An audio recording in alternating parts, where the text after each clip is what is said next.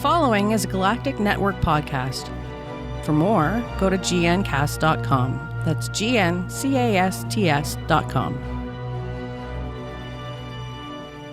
The Podcast of Terror is a great podcast. It's covering movies that are not for children, and thus this podcast is not for children.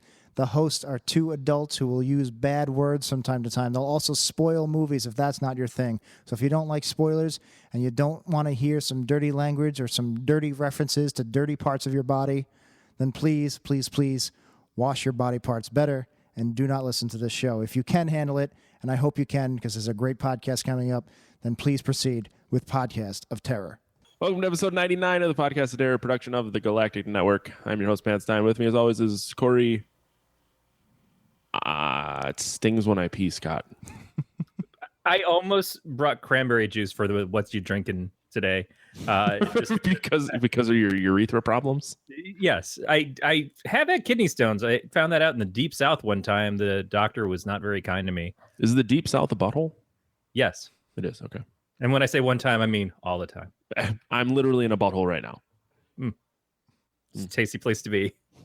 For more on this podcast, including show notes, content information, and subscription links, you can contact us. I don't even fucking know what's going on anymore.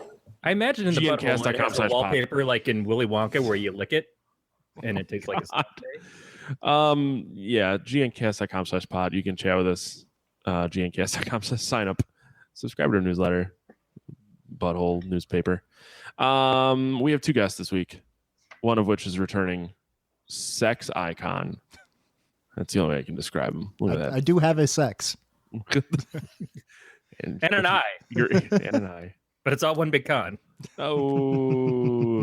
Jack Picone. He's our Hey, good old how's it buddy going, guys? from Worst Episode Ever, 90s Percentile. And if you listen to it as much as I do, you hear Dan say WePodcast.com in your sleep. .com. I literally was typing up the show notes, and I'm like, oh, Jack Picone. And I just went, WePodcast.com. It's by Menon. Exactly. That's what we're trying to do.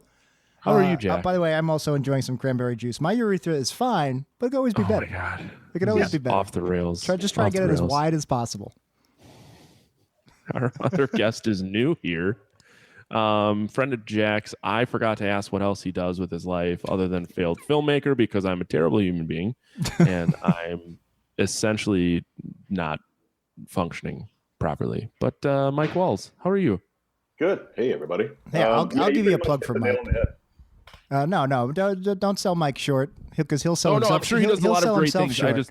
I had 87 things to do, and I completely forgot to ask him what he wanted for his big, sexy intro. Well, I'm gonna use him to plug Trump my talk show. about Walls since the whole Mexico thing started, so I assume that's got to be promotion for Mike. My Twitter followers took a huge jump after all that. No, he was on Sync Points. He talked with us about Superman Returns. So you can get that at weepodcast.com. That's weepodcast.com. By Menon. It never fails that anytime Jack and or Dan are on, they turn it into a We Podcast commercial as quickly as possible. Yeah, we're fine. But no, Mike's a big Superman buff, so he definitely check out Superman Returns. Also, you guys have had plenty of Karate Tortoise related guests, and Mike is a new addition to that because he is the voice of the narrator in Karate Tortoise. Oh, yeah. Nice. Oh, are you? Okay. I am, yeah. Give us a little narrator, Mike. The big city. Oh, fucking A. What? I honestly thought it was Mike Diaz that was doing that voice, but No. He's a man of many talents, but not that one. Yeah. Mike Diaz actually doesn't exist. It's a front from it's actually Annie and Billy and everybody. Mike Diaz is just a friendly, handsome face they put, to sell it. It's just so every time he's been on our podcast, it's a hired actor. Cutout. They hired an actor. You pull down the Diaz facade, and it's a crack house. Yeah, exactly. Wow. It falls down, and there's like a Buster Keaton that lands right where the mouth is. Oh boy. Speaking of landing where the mouth is, Matt, you had a busy night. I really did. My shitty band played a shitty show in a shitty city in which I wasn't even in the door and I heard a man threatening to beat up a girl. Oh, dear. That's how I knew how the night was going. Slow night. Just threatening. Did you step in? Were you a hero? Were you a cowboy? No, I just kind of looked at him. And so it was the Main Street Music Festival in Oshkosh, which is south of where I live. And there's a police scanner Facebook group for the area that my wife likes. And she just sent me a screenshot of someone that was at the music festival who ate a pot cookie and thought they were dying. So they called the police. I'm sorry. What's a police scanner? Because is that so a someone real listens thing? to a police scanner and then posts what the. Yep. Oh, I gotta get one for me, guys. I have like 9 different police scanners, and I can't understand a word anybody says on them. I just hear like, and I'm just like, what? It's like terrorists? What? Just start watching live PD. All right. That's code for alley rape. No, I'm definitely gonna find a Bay Ridge, Brooklyn police scanner. So there has to be. Go ahead. No, I was going to say there has to be a Brooklyn Facebook scan. You know what? We'll do it later. You're doing a show. Nope, we're doing it right now. You need to stay focused, Matt. Brad, who's on Weird World Weekly with us and also does a couple other shows here on the Galactic Network. He hooked me up with a site called youarelistening.to, you're listening to, that also has an app that plays a mix of both ambient music, which you can turn up and down, and police scanners from different cities. So there's one for San Francisco. There's one for Detroit, which is the one that I must listen to because it makes me homesick, and I like to hear people getting murdered. And I play this when I sleep. I like hearing the screams. So you can listen to a police scanner, but it's not. It's actually pleasurable to listen to because you have the music. Yeah. And I actually turn the music down, and I play rain sounds behind it because I like to hear people getting murdered, but I also like the stuff to wash away off the streets. So noir. The next day. New York's on there, Jack, so you can probably hear your neighbors. Oh, that's cool. I gotta check that out. Dark. Got real dark, real fast. Speaking of dark, yeah. What are you guys drinking? Black coffee. Black coffee. All right, just like my soul. Yeah, I'm not going not so dark. New Belgian Fat Tire or Belgian style ale. Oh, that's it. I'm really upset. I bought a bunch of beer last night. Throw in some Goldschlager if you'd like. I bought Are you a 17-year-old girl? I bought a Session variety pack. And it was supposed to last me all week, and I really shouldn't be doing it. It's out of my budget. I drank it all last night. Now I got nothing. I got like 2 beers left. I'm like, what's the point of 2 beers? I'm so mad at myself. You know what? Come over and mow my lawn, and I'll send you home with a couple bottles. I can't believe how much I drank last night, just like staying up playing Call of Duty for 6 hours. It's easy to go through a case or two when you're just sitting up playing video games by Yeah, yourself. I couldn't believe. Like I looked in there, I saw all the empty bottles next to me. I was like, holy shit. Yeah, people really knock drinking alone, but in my opinion, it's kind of if you're playing internet video games, you're never alone. You are not alone. That's correct. Yeah. With a bunch of racists. Oh my god! So I started playing Player Unknown Battleground. I'm so jealous. I'm so jealous. Yeah. So I was playing on PC, and you like queue up in this fucking island, and you stand there, and then when there's 100 people, you start the game. So anyway, so we're queued up, and I just usually stand there while people punch women in the face. Not even joking. I know. I've been watching it on Twitch all week. Yeah, and this Asian fellow just ran around going, Korea #1, China #420. I can almost guarantee you it wasn't an Asian guy. It was like some white guy from Kentucky. I'm sure it was just a fat white guy doing it at home. It was me. It was you. Corey, what are you drinking? I'm drinking brown water, which is just basically raw sewage. Lipton iced tea? Rain has washed the streets of Detroit dry.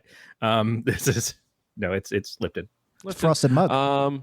I got Goat Collector from Pipeworks in Chicago, which is almost gone because we talked far too much before we started recording. And the old backup is this Damsel in Distress from friend of the show and listener Mike, who sent me a bunch of beer. I'm going to send you beer one day, I promise. Some Bronx ale. No, that's fine. You fucking take your time, man. I'll probably Jack, we would much rather have you show up and drink our beer. Yeah. And I will buy beer specifically for that. Okay. All right. That's a big, you buying beer for me that's a very noble gesture. I appreciate that. I won't. Oh, go ahead, Mike. No, that's it. Oh, I was going to say I will not buy you beer because I'm fairly certain I have over $1,000 in beer in my basement. So just come help me drink it. Okay, that deal. Yeah. Sometimes I look at what's down there and I just wonder, I question my own life. Matt had so much beer he had to insure it when he moved. Not entirely false. I insured it by putting it in my butt cheeks. That's my renter's That's the way to kill a insurance. conversation. You just talk about butt cheeks. I mean, right. if you look at my health insurance bills, it feels like it's in my butt cheeks. Yeah, see, I Because pay they're for health fucking me in the insurance. ass. That's a joke, guys. No, I got it. I work in the. Apologies to Corey's stepdad. Yeah, my stepdad, the avid listener of Podcasts of Terror and other fine podcasts. He doesn't like when I fucking I was curse. just impressed that he thought you swore a bunch and I didn't. But I think I was bringing down property values. Anyways, let's do some news. I just died a little bit inside my mouth. First up, we have Eli Roth is going to be developing a history horror docuseries for AMC. I'm not excited. Like what? Like the birth and like the life and death of Edgar Allan Poe and the first zombie movie and stuff like that. It's called the History of Horror documentary. It's a series of AMC's Visionaries franchise. It's cool called The History of Horror. It's a living record of the genre with interviews from all the greats, old and new. Sadly, we lose more of these masters every year, and with them go their stories and experiences. The show will serve as a record for future generations. So it's that sounds awesome. It sounds like a great thing. I'm not sure that he's the representative that I would have chosen, but as long as he's not putting his own shit on there, that's fine. He likes good things. He just, his influences are good. He just, and he's not even a bad filmmaker. He's just not my cup of tea. Right. That's exactly it. I shit on Eli Roth a little bit, but when we had Anthony Rouse on a little while ago, he was a big fan of Hostel, which inspired him to do some of his own work. Which I mean, that's a pretty big deal. Yeah. Is to be a filmmaker that inspires other filmmakers. That says something, and so I can't crap on Roth that much. So are they purposely inviting like people who are going to die soon? Because it sounds like they're dying off. We got to get their stories before it's too late. So like if I was invited on, if I'm like say John Carpenter and I just got invited on, it's like I've got like 5 years to live. Death sentence. Yeah. You do a history of horror docuseries and then you die. That's how we pick our 90s percentile guests, by the way. If it looks like you're not going to make it till 2018, we get you on as soon as possible. I don't know if I'm honored that you. I'm like, I don't know if I'm honored that you haven't asked me on recently, or terrified that I've been on a couple times. You were on like a month ago. I was actually on 420. And Walls is the next one we got to get on. Mike hasn't been on in over a year, I don't think. Yeah, Jack keeps saying, we got to have you on the podcast. We got to have you back on the podcast. And here I sit, waiting, tears filling my... I've been waiting to go back on worst episode ever, so it's I know how it feels. I like Mike's impression of me as like a slick podcast networker from uptown. And we'll see in the 40s. Another decade. Have my people call your people. He needs to have a big like rubber cigar though. I haven't done my impression of Jack yet. I need to kind of tune it out. I think it might come out in this podcast. It might be the I'd love to see it. Mike's a great impressionist. He does a lot of people from work and others. And honestly, if I could get rich off just doing impressions of people that I only work with, then exactly. That is called voice character work. It is how cartoons happen. So I mean, all I need to do is spin those characters slightly and then give them a funny name, and SNL, here I come. And then it doesn't even start take that much effort podcast. because the guy who does Rick and Morty pretty much does 90% of the voices, and they're all close to being the same thing. Yeah, they're all although the same. his Dan Harmon one is impeccable. For the longest time, I thought it was just Dan Harmon, and to hear him doing Dan Harmon sounds more like Dan than Dan does. But yeah, just give it a shot, man. Yeah, no, I mean that's kind of the plan. I actually went to England about 2 months ago, and I've been hearing about Rick and Morty, through kind of the geek circle for about forever long it's been on. Season 3 actually starts again tonight. That's which right, I didn't know. I found out that this morning. I'm so excited.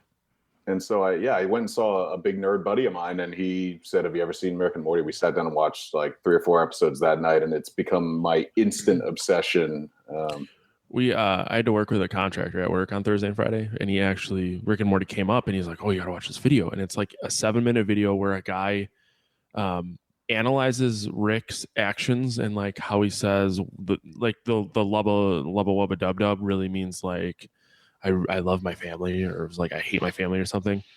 And because there's later episode where like Rick is happy and he doesn't say it, and he goes, "I don't need to say it because everything's fine." And I'm like, holy fuck. It's like the Da Vinci Code of voiceover. Well, they say in one of the episodes, they actually do Birdman or Bird Person. One of them says it's an alien language phrase for "I'm very, very miserable inside." Oh, I'm in great pain. Yeah, I'm in. That's great what pain. it is. Because last weekend when I was at Warped Tour, there's a band called the Acacia Strain, and they have a shirt, and it just has Rick giving the finger, and on the back it says "I'm in great pain." Nice. I almost and wore I didn't realize that Rick was giving the finger when I purchased the shirt.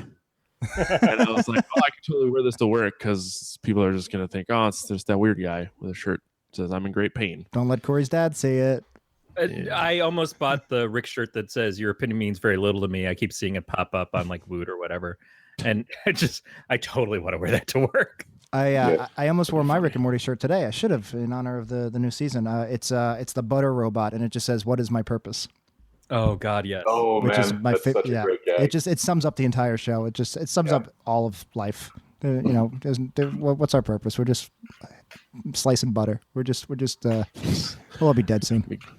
So I listened to Jack and Dan's previous episode, Gremlins 2, to prepare. And Jack has not become any less depressed than he was in that episode. No, No, my life was going great then. That's the scary thing. I think this is the time to pull it out. Not my penis. I'm at my nadir right now. There was I asked Jack to do some voiceover stuff for us for like trigger warnings, because we're like, maybe we should have a trigger warning because we swear an awful lot and whatever, nip that in the butt. And there was this little ditty that I got from Jack while in between some of his takes. I don't know what this is. Just wait. This is the super economical cut here. Why the fuck is my computer not rebooting? God, I just hate everything. All right, one more time. Let me just bang this out so I can fix my fucking computer and kill myself. Leave a fucking brief suicide note. I didn't know you got that part. Oh, I did. And I cut it out, and it's a little file called Sad Jack.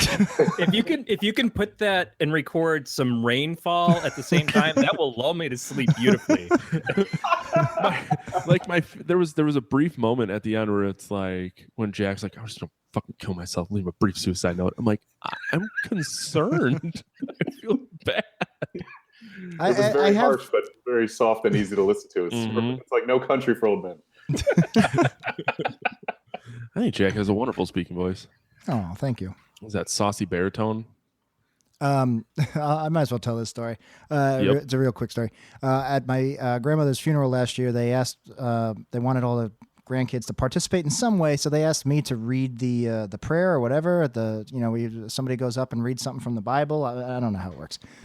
God's involved or something. So anyway, I go and I read this passage, and I used like my reading voice, like as if I'm reading a scripture. And I've been to enough masses. I know like the inflections and stuff they use, and I did a decent job. And I went back, I sat back down, and my girlfriend turned to me and goes, "Wow, I didn't know you could read so good." Or I forget what she says. She's like, "Wow, you spoke really well." And I just turned to her in the middle of my grandmother's funeral. And I just went, "I host 2 podcasts." I was like, "You're so surprised?" Do you know who I am? I will destroy you. I'm Jack Picone of WePodcast.com. Yeah, we'll get Mike Wallace on sometime. Yeah. See? But if there's anybody who's gonna shit on what you do on your podcasts, it's you. Yeah. Like you talk down how you do your podcast when you're doing your podcast. That's true. It's called lowering expectations, guys. It's the only reason our fans think we're so good is because we constantly try to instill in them that we're not, and then they're pleasantly surprised when the show isn't a dumpster fire. It's all also reverse because psychology. you send patrons tasteful nudes. Still waiting. One of these days, I don't like. There's gonna be like it's gonna be like what's that Carpenter movie with the wrestler? They Live. It's gonna be like They Live. One day, everybody's just gonna see We Studios for what it really is, and you're just gonna see me and Dan's like hideous alien faces. And there's gonna be like a light going on. Everybody's gonna go, "Oh, this is nothing. This is just 2 people talking nonsense into microphone. I don't need to waste 2 hours a week listening to this." I did not expect it to go that way. I thought it was going to be that one day I'm just going to get a text message from you and it's just your dick. You're going to lay it on a countertop and it's just going to be Jack Dick on a counter. That's our 3rd show. That's our follow up to 90s percentile. Hey, Speaking of third show, when are we doing Gremlins 3, Gremlins in Nazi Germany in outer space? Soon. Yeah, we're going to be taking an extended break at the end of the year and probably a little bit into 2018, so that'll be a good time to do it. Again, I might be homeless, so check my suicide note for details. Do I need to play Sad Jack again? But yeah, no, I do really want to do Gremlins 3, the podcast with you guys. No, please say the entire name. Gremlins 3, Gremlins in Nazi Germany in outer space. That's not the full name. It's going to just be the Gremlins 3 pod. We have much to discuss. What you need to do is make sure that podcast is released before the actual movie. That's what I'm worried about. That's what I'm worried. I'm sure there's going to be a Gremlins reboot any day now.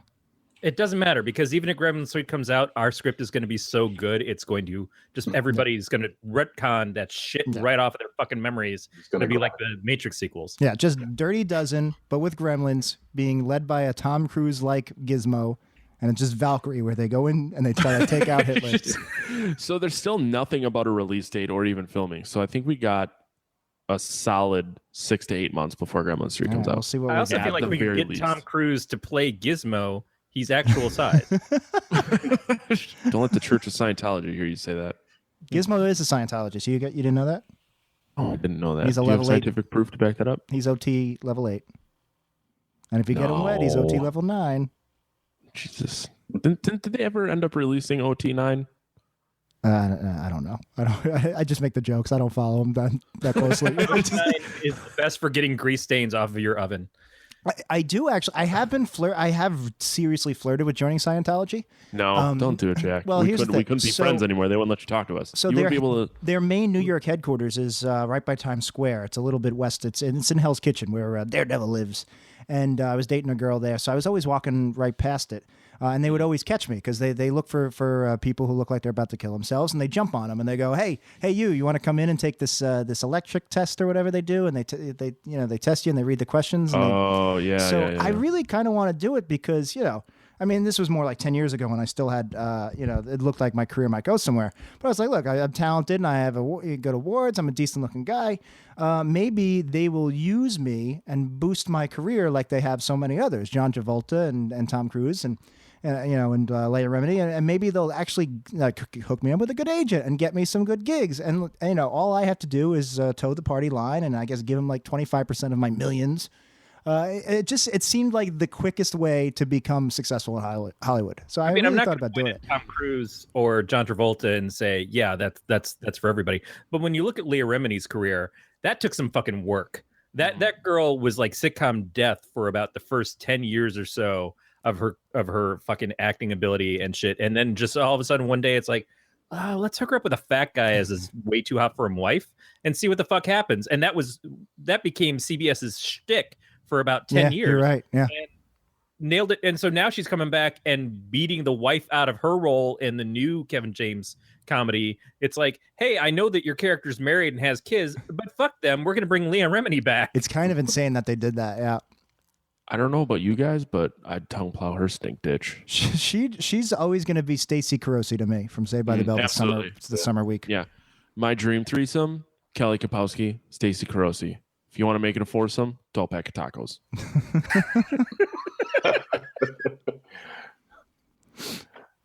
Eli Roth is making a docuseries about the history of horror. Yeah, what's the next news item?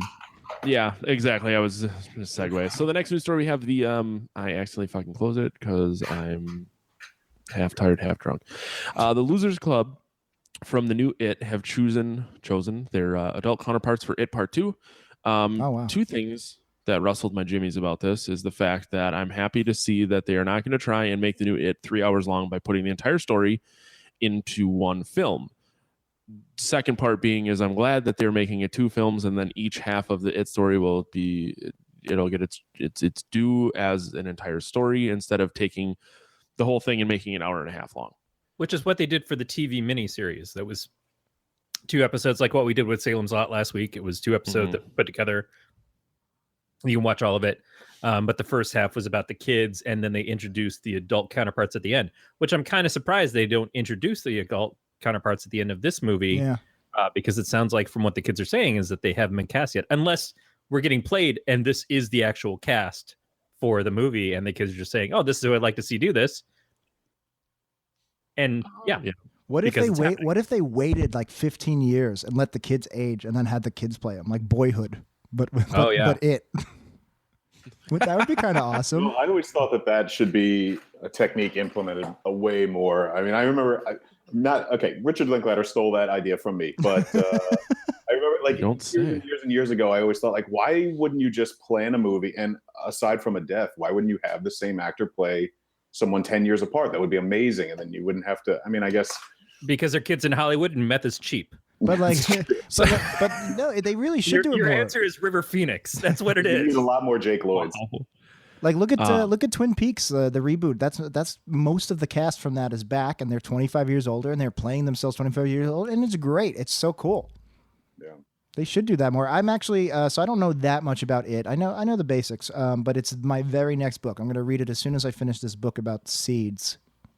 Oh, speaking of books, I finally finished an audiobook. Nice. Yeah, which is like a huge achievement for me. Our previous guest, J.F. Dubois' book, A God in the Shed. I drove to Minneapolis and back last weekend and fucking Milwaukee because I'm dumb. And I finished it, and it's a fucking great book. And if you're into horror, true crime, check it out. Awesome. I'm proud of you. Just wanted to throw that out there. But Yeah, I'm going I to know, do like, it. reading a book is up there with like someone doing something normal. I'm not good at books. Yeah, no, I'm going to do the It audiobook read by Steven Weber. Mike Wallace says good things about it. How long is it though? It's, if I remember, 44 hours, I think. Yeah, I didn't realize how long that. Well, I mean, granted, you both have what hour to 2 hour commutes, 3 hour direction, commute, yeah. each day. And I listen to it on 2X, and I actually I listen to it while I do my dishes and while I'm walking around and while I'm getting dressed in the morning. Yeah, that's when I find I get the most listening in. It's just like doing random shit around the house, just kind of. See, I've found that I stop paying attention, and then I miss what happened. Yeah. Because I have like a very, very terrible attention span. It depends on the task. Like something like doing dishes where I'm literally just scrubbing the same goddamn fucking Tupperware plate over and over and over. But did you microwave your sponge for 90 seconds before you did that? I 60, but now you got me wondering if I should do 90 seconds. I could have swore you said 90 in the first place, and that's why I started doing 90. I was doing 30, and I've been doing 60 for a while. I don't know Just about put 90. it there for 10 minutes. Maybe I should. Maybe I'll start doing that. Feel like You have a nice little sponge puddle in your Yeah. microwave. But there won't be any bacteria. No. I have to address a question in our chat real quick. Ashley, I don't know how brutal the new movie is supposed to be compared to the book because I've never read the book, but I know that the new movie is supposed to be pretty graphic. And they are making changes. Some of the creatures that Pennywise turns into are not the same in the movie. They went for deep scares on this, though. What's it This is rated? not going to be. I'm fairly certain it's R. If it's not R, I'll be think it is. shocked. Yeah. That was a big thing about the book is there's a lot of, and Stephen King, I really like his stories, but he always tends to kind of divert away into, I think it was, I can't remember, maybe it was Simpsons or Family Guy. They had a joke where it's just like, Family Guy. what's your new book idea? Family Guy. Yeah. Yeah. It's a lamp monster. A lamp monster. Yeah. And I mean, it is full of a lot of but it's kind of influenced by, if you remember from the first movie, they go see like monster movies from the 50s and there's like a Wolfman and stuff. So they implement a lot of that stuff. But yeah. A lot more monsters that I feel like the budget, which I'm sure it has a nice meaty budget, but I don't know if they'll be able to cover that kind of stuff, which I think will be better. Take away some of that monster goofiness that you see when you reveal everything, and hopefully they'll just go for a little more conservative and keep the scares in line. I'm just shocked they're not doing it. Like cinematic universes are in right now. I'm really shocked they're not tying it directly into Dark Tower, and they're not. I think they sort of doing are. a Stand, are they? There's definitely some hints of Pennywise in the Dark Tower trailer, and I wouldn't be surprised if you see that guy show up. Also, the guy who's playing Pennywise in the movie is supposed to be in the new Stephen King TV series. It's based around a bunch of his stories in the town that they were all spotted in. So right now, it seems like the year of Stephen King because he's got a couple different TV series. He's got 2 big budget movies that are coming out. It's nice to see that guy finally reaching a level of success that I don't think he's ever had.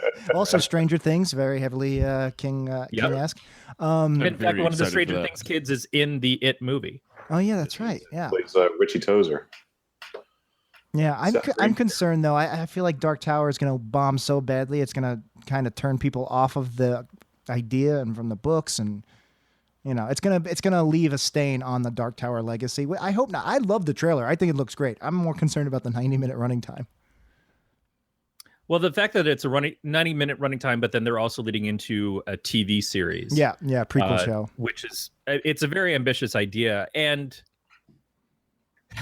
90 minutes for a film still seems like that should be fine. We've gotten used to having these giant epic films, and I think that a lot of them just fill it with a bunch of bullshit that annoys people. I think the Hobbit movies would have been great if it was 1 to 2 films. That's true. But as 3 long ass films, it was just so much filler that was unnecessary because they got a little fucking greedy and they thought we can just keep capping this shit up and see what happens. Yeah, I want to say Dark Tower is different because it's 8 novels, but obviously they're not adapting 8 novels. They're doing their own thing, and supposedly if they did do sequels, they would bring in more of the characters and stuff. So I don't even know what the story is going to be. I guess it could probably work in 90 minutes.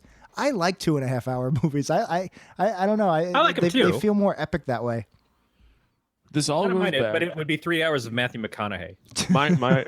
My complaint to this, and this is personal. This has nothing to do with anything other than how I ingest media, but it's my attention span. Like, I tried starting the Dark Tower while mowing the lawn, and it all of a sudden, like 10 minutes in, and I'm like, I realize I'm thinking about what I'm going to make for dinner in 3 days, or what color underwear I'm going to wear tomorrow. And that's just me as a person, and I just overstimulated, and it's hard to focus in on one thing. No, it is tough. I saw 2 movies this week by myself, Wonder Woman and Spider-Man, and I really cannot sit I can't. Like, I really just get, I'm antsy, and like, I'm not checking my phone. I'm trying really hard not to check my phone. Thank God for my watch. 220, 230 is definitely a bit of a stretch now. After so many blockbusters, I mean, we're talking the last 10 years, you know, the status quo has been like, if you're releasing a superhero movie, it must be 2 hours and 15 minutes at least. And I miss the days when John Carpenter was making movies at 100 minutes, you know, 115 minutes. Like, that's a perfect running time. And yeah, let's hope Dark Tower I really hope. I like the trailer. Let's hope it actually turns out to be really good. I don't know why they keep going to these fairly green directors for all these big tentpole movies. I wish they would. Because they're cheap. Yeah. And you could probably push them around and get them to do shit the way that whoever is. That's exactly why. Yeah, but it's a shame because that's usually why these movies aren't as good. I'm not disagreeing. And you guys are the movie makers, not but me. I hope Dark Tower is good. I like the trailer. I love the source material. I'm fine with them changing things. Idris Elba looks amazing. Have you read all the books? I audiobooked all the books over the that counts as reading. Yeah, it was like a 6-month thing. It's awesome. I'm totally on board. And I did Salem's Lot too. Also read by Tony Shalhoub from Wings as Antonio, because I think that's a good thing to do. I can't wait to read Carrie by Roy Biggins. And wow. No, I also did Salem's Lot in the middle of my marathon because Salem's Lot is such a big part of the second half of the Dark Tower series. So it's cool that you guys just covered Salem's Lot. Oh. Father Callahan is a major character in the Dark Tower series. Did not know that. Yeah. And it was that was one of those things where 3 hours of movie, even watching it at home, having the ability to pause and stuff, was too much. There's no story in Salem's Lot. There's nothing. I couldn't believe, like, spoilers for Salem's Lot, but they're building the world. They're doing world building and they're doing all this, and then like 90% of the book is done, and then suddenly the story finally kicks off. Oh, we got to stop this vampire, and then that's it. Well, that's kind of what we talked about last week. Is I haven't seen the movie. You haven't seen? Okay, yeah. So if the movie Salem's Lot, and I'll give you the brief version because we did podcast last week. But if you take out all she's fucking his husband, he's fucking her sister, all that shit, you have like a 60-minute movie of actual content that pertains to a vampire. I didn't need the other 2 hours. Yeah, but I get you're doing the whole. It was made for TV, right?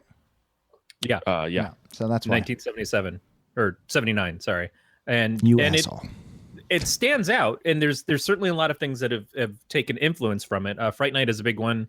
Lost Boys as well.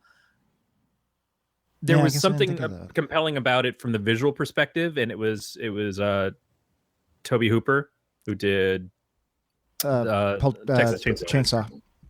Yeah. Wait. So you're right. I never even thought about that. Salem's Lot was that pretty much the first Americana suburban vampire, like a non-Dracula That's exactly what they were trying to avoid. And they make the Dracula in it, the vampire in it, look more like Nosferatu because they felt, and they didn't let him speak either. They didn't want to do anything that was akin to Dracula, which at that point in time was being made fun of in things like Love at First Bite. With Blackula was different, but Love at First Bite had come out around that time, which was George Hamilton, sorry, and was like a ridiculous spoof. Who was Renfield? The guy from Laughing. But it was like at that point in time, we had lost our affinity for vampires as being scary because they were all romanticized. It's kind of like Twilight has done to them now. Yeah. Huh. That's interesting. All right, I got to listen to that episode that you guys did last week. That we did last week. Let's focus on this week's episode. What's our next news item? Thank you, Jack. I can't help it. I'm just a backseat producer. This is why I love having you on, because a lot of times, and to anyone that's listening to this that has ever been on here, or Mike, sometimes if you're not a host on your own, like I never want to stop a guest from a thought or saying something, because conversation in its natural state is far better than just reading something. But having people like Jack on makes it easier to keep the show moving along, because they know what it's like to have a fucking guest that goes rogue and won't ever stop talking. Also, podcasting. Well, I was just on the show 2 weeks ago. Yeah, that's why we set the timer on 90th percentile. It keeps things going. But I've been podcasting with Dan for 3 years, so I've learned how to just hit the gas sometimes. Yeah. Also, you guys do a show that's timed. Yeah. Where were you when you just talked about starting the timer? Yeah. No, it's that was important, because we knew, especially with the 90th percentile is meant to be, let's talk about whatever we feel like. Let's just do this part of the show is like our favorite part of the show. So that's why 90th percentile was supposed to be just that.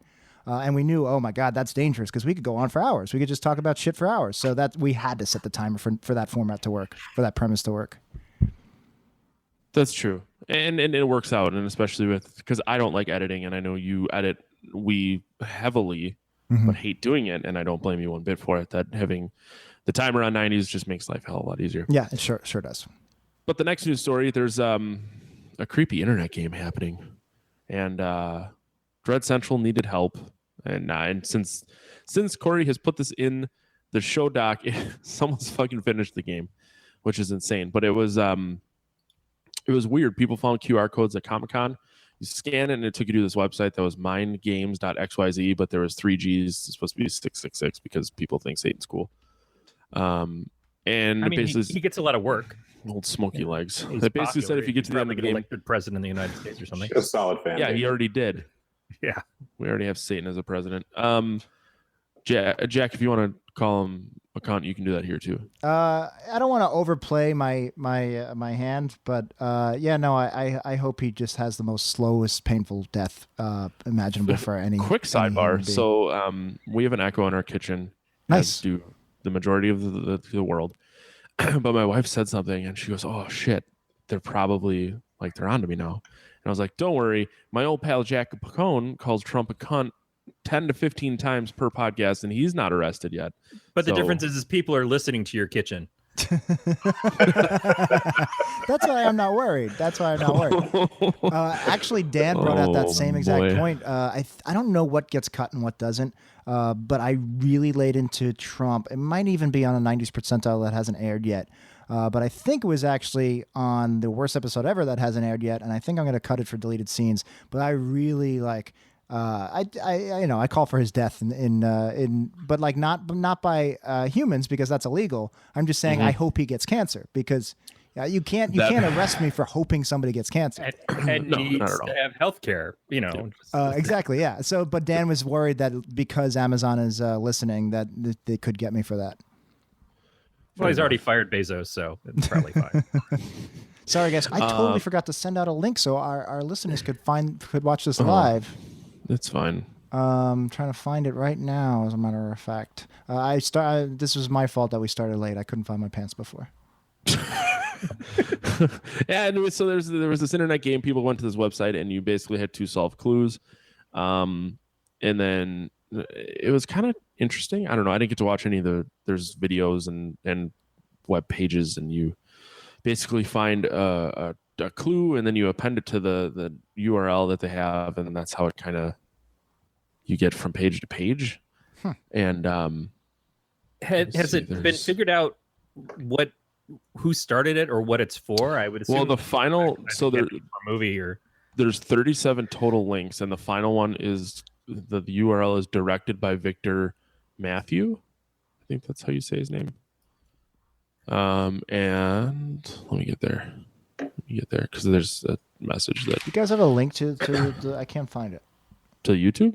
To this very recording right now. Some fucking creepy music going on. Essentially, it says, "Congratulations, you reached the end of the maze. Claim your prize by sending an email to this email. Say first name, last name, and say you want to be interviewed for the Monster Project." And it's basically it's a big PR stunt for a movie. Huh. They usually are. Yeah, which is exactly what I expected. Such is life, but Very recording right now. fucking creepy music going on. You gotta mute that shit, Jack. I'm not playing anything. Oh, wasn't me. I blame Mike. Mike, was it you? What? I don't know. No, absolutely not. I was totally Mike. So yeah, that game happened. It was first a movie that's coming out in August. The game that we were talking about earlier, for people who don't know, PlayerUnknown's Battlegrounds.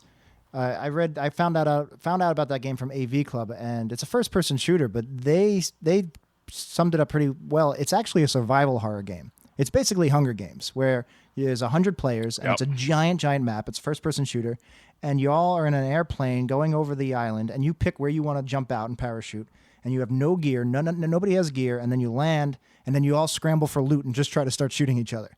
You know, you look for guns and scopes and armor and stuff.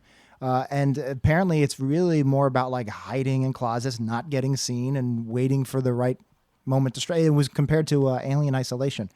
So your horror fan listeners might actually appreciate that game. Well, when we our friends over at Ink Geek Studios play it quite a bit on Twitch. So if you're not sure, just go on Twitch and watch it. But it's a turning fun me game. into a Twitch convert. I've been watching it for hours.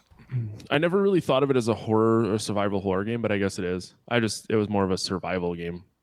Right. Last news surviving story. is horror. That's true. Yeah. Guillermo del Toro and Patron are making tequila. I think tequila is disgusting, but the packaging is pretty fucking tits, so I may pick some up. The packaging is really good on this, and it's a good idea if you're watching some Guillermo del Toro stuff. Be drunk as possible. What's it going to be That's called? true. Pacific Rim of Salt? Huh? Jack, you're done. I'm muting Pan's you. Absinthe? Labsynth. Oh, that's the worst. Patron Mimic, X Guillermo but del tequila. Toro. That one wasn't as good. It's deeply aged and blended. Oh. Just like me. Yeah, it's just called Patron Tequila X Guillermo del Toro. Everybody, I guess he saw George Clooney make $1 billion selling his tequila, so he thought, why not me? No, that's true. I mean, there's money in liquor, so yeah, fucking whatever. But yeah, it's are you prepared for the cost? I don't drink tequila. Well, it's $475 a bottle, and you can pre-order it through Reserve Bar. Isn't that on par with some of the beers that you've purchased, though? No, I've never spent more than $100 on a bottle. I've never spent more than $40 on a bottle. Yeah, so I've sold beer for over $200. If you compare what a regular beer costs to a regular bottle of tequila, the cost of you can get a bottle of tequila for the same cost that I purchased for a bottle of beer, say $20. Right, but most people don't buy beer for $20. That's my point. That's true. If you're going off of average tequila and average beer, cost per fluid ounce, it should be comparable. That $475, you spending $100 on a bottle of beer to get the equivalent in tequila, it's right up there. But here's my thing is you just want to drink your beer. No, shut up. Okay, cost versus. Is $475 worth it, or are you paying $475 because it's Guillermo del Toro? I would say it's certainly the name. If you're a fan, then it's cool. But the other part is the packaging. The packaging, it comes with 2 candles. It's like a Day of the Dead sort of design, it's something that you're going to have up on your mantle if you're that sort of collector. Mm-hmm. That's what's going to sell it. It's not him himself. If it was something like Guillermo del Toro designed a bottle and it looks like something straight out of one of his movies, The Creatures, that would be enough to increase the cost quite a bit. This is, frankly, it's a work of art that you can drink and get shit faced on. Well, that's true. There was I was out in Minnesota and there was a bottle of Hennessy and it was purple. Like the liquid was purple, and I asked the chick why it was purple, and long story short, she didn't tell me why Hennessy was purple, but it comes in this big box with like the old school 3D glasses, but it's just 3 big color panes. And depending on what color you're looking through at the packaging is what picture will stand out at you. And she goes, it was like $60 a box. And had she told me why the Hennessy was purple, I likely would have purchased it because I never drank Hennessy. She's a salesperson who sucks. Horrendously. She made a comment about me spending $30 on like 4 bottles of beer. And I'm like, this is your fucking job. Shut up and take my money. All right, guys, I give up. I can't find the link to this video. I put it in the chat here. The chat here. We have a chat? Yeah, that's why I didn't even know you were still looking. Oh, thank you, Corey. You're welcome. Next news item. That's the last one. We're talking about a movie now. Oh, awesome. I put it in the chat here. The chat here. We have a chat. That's why I didn't even know you were still looking. Oh, thank you, Corey. That was that time. That was me. That was gathered. That was me that time. I got really confused. I got super confused. See, at least before when I fucked up, I was trying to figure out how it works. Jack, you're a seasoned veteran here. No, we don't. That's why we don't do 2 fucking podcasts. If you haven't heard, Yeah, but they don't live stream it. Like no, we can't. We cannot figure out YouTube. It's we pretty cannot easy. figure You out just the live push a streaming. couple buttons. Well, when you mentioned you heard something like the other side, I was trying to think like, wait a minute, I'm wearing headphones. How does that happen? But, so then I panicked and just closed all my windows. all of a sudden Mike was gone for the podcast. I just spilled a quart cup of coffee all over my key. He had a good run. Let's go ahead and get into Jaws. That's our movie this week, if you weren't paying any attention when I never said it before. Funny that you picked this, Jack. This week is Shark Week. Oh, what a happy coincidence. Yeah. I picked it because it's the perfect summer movie. I thought this is we're right smack in the middle of the summer. And nothing, I really do feel like if you made a list of top 5 summer movies, this would be one of them. Maybe One Crazy Summer would also be up there. I don't know what else. One Crazy Summer should definitely be up there. But it just, I think I didn't realize, even though that this was like the 20th time I watched the movie or whatever, I never realized it took place in Massachusetts. I always thought it was the Jersey Shore for some reason. But I realized it was Massachusetts this time around. But it reminds me of every summer I would go to the Jersey Shore. I was just go to the beach. Is it Massachusetts? I thought it was Long Island. Is it Long Island? Oh, so maybe I'm wrong. They shot it at Martha, but it's Amityville, right? Amity, which is a false town. So it's like a North Coast Long Island thing? I mean, they say it's that whole speech about, or not a speech. They're making fun of New England accents, and then there's a part where he says, "We've got fishermen coming from Rhode Island, Connecticut," and I forget what the other state was, but they didn't say Massachusetts. That's why I assumed it was Massachusetts. I guess now that I think about it, I never heard any distinct New York references. So, yeah, could be. It was shot in Martha's Vineyard in Massachusetts. Right. Right. And we seem to have lost Matt. So we better halt because he's the one who records. Yeah, you're right. Long Island, New York. Well, I'm an asshole.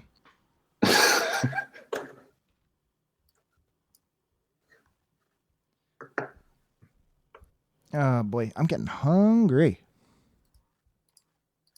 My wife has made meatloaf twice this week because I got a bunch of hamburger and I made it into patties. So I had hamburgers going into the first meatloaf.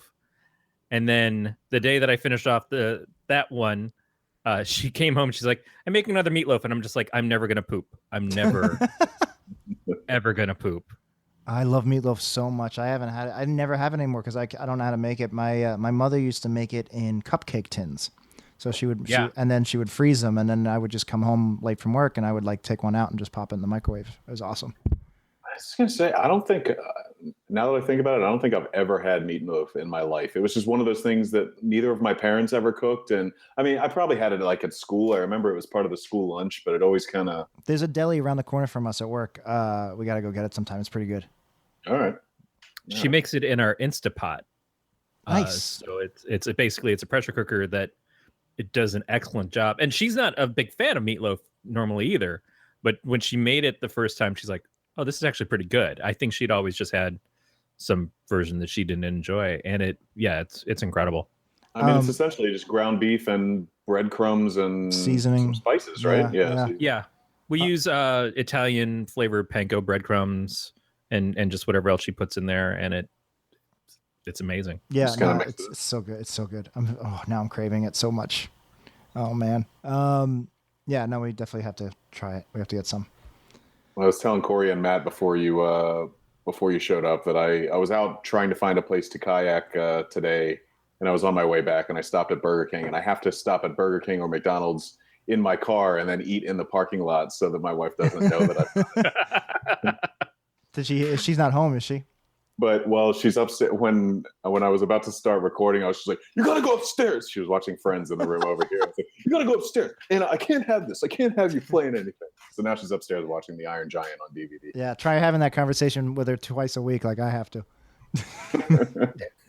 Yeah, no, it wouldn't be good. She's already taken my big TV. Like since the day I bought the big TV for our viewing pleasure, she just watches Friends and Frasier and shit like that. So what I do, I have to beg to sit down and watch, like, can we watch Rogue One today? Yeah. Hey, welcome back, Matt. Welcome back, Mac. Did I miss anything? We talked about meatloaf Meatloaf. I fucking love meatloaf too. I really am craving some now. Now I really want. I'm so broke. I really cannot spend another $1, but I kind of want to order someone seamless right now. All right, Jack, you come over, mow my lawn. I'll give you beer and meatloaf. I know, but I need immediate gratification. I don't do long-term goals. Okay, then. So let's start with Jaws. So I don't know what happened. I don't know what didn't get recorded and what didn't just now. Well, now the entire recording is out the window, so I'm going to be forced to strip the audio from the YouTube video, and I have the audio too if you need it. That's up to you. Well, it's up to you. I don't give a shit. I'm either getting it from you or I'm pulling it out of the YouTube video. All right, I can send you the files if it's easier. It depends on what you probably won't sound that well though. I'm only recording you guys off of my speakers. But I'll send it to you if you need it. No, so let's talk Jaws, right? Or do we have to do all the news bits again?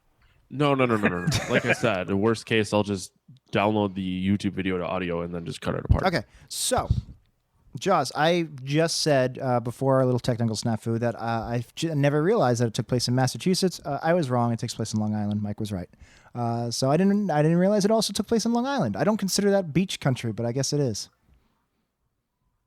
Because it's. I didn't really think any of that because. Well, that's the Long Island Sound, the north coast of Long Island, which is like, it's not open water. It's a very, very big bay, but I don't consider, like, you can see Connecticut from the other side. I've gone a couple of times. It's nice, but I don't know. If you see land on the other side, I don't consider it the beach. I live by a cornfield. which is full of sharks. Which is full of sharks. Yeah, you've never gone to the beach really ever? Fat because of all the corn. What was that, Jack? Have you ever gone to the beach ever? Yeah, I used to live on Lake Michigan. No, but like the real beach. A real beach? No, Yeah, I'm the not ocean. a beach type. I'm per se someone you don't want to see without a shirt on. That's not what the beach is about. Going and hearing the waves and literally all your troubles just floating into the ether. You know It's where okay else I if can you do have that? man boobs. It's okay. I don't really have moves. Just call them flotation devices. Didn't stop Chris Christie. There you go. I've never been to a beach on the ocean because apparently Lake Michigan beaches don't count. Lake Michigan's a very big lake, so I'm sure it's a nice beach. It really is, but the lake is always super cold, so no one swims in it ever. My point being is, I am not a beach person. Going to the beach, like going to Mexico, it doesn't interest me. Like I want to go to Ireland where it's dark and dreary and fucking wet and shitty. So you're Sheriff whiskey. Brody. You're the Sheriff Brody in our group here. No, and so the reason I picked Jaws is because it is a perfect summer movie. It also is I considered. feel like you're hosting this podcast now. That's fine. Let him. Yeah, please do. Please It's do. All right. I mean, Jack, Picone, your new host. You could talk about your man boobs again, for another 20 minutes if you want. You want me to whip them out? I'd like to see a boob, please. All right, that's fine. Let's do this. Nice. There it is. Nice. That wasn't the one I wanted to say. I'm sorry. Oh, all right. That's Thank you. There we go. The Man, Where's Waldo of nipples is yeah, seriously. I was gonna say, is that a nipple or is that Poochie's face? No, Matt's Poochie's actually butthole. Matt's planning to break his brother out of prison. So he's got it's all part of the plan. That's true. No, the trick is Matt would not break his brother out.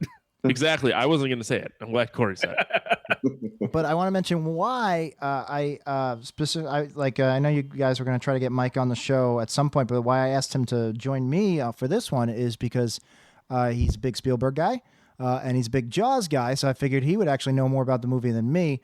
Although then I found out a couple days ago that he's only seen Close Encounters once, so I don't know how much of a good Spielberg guy he is.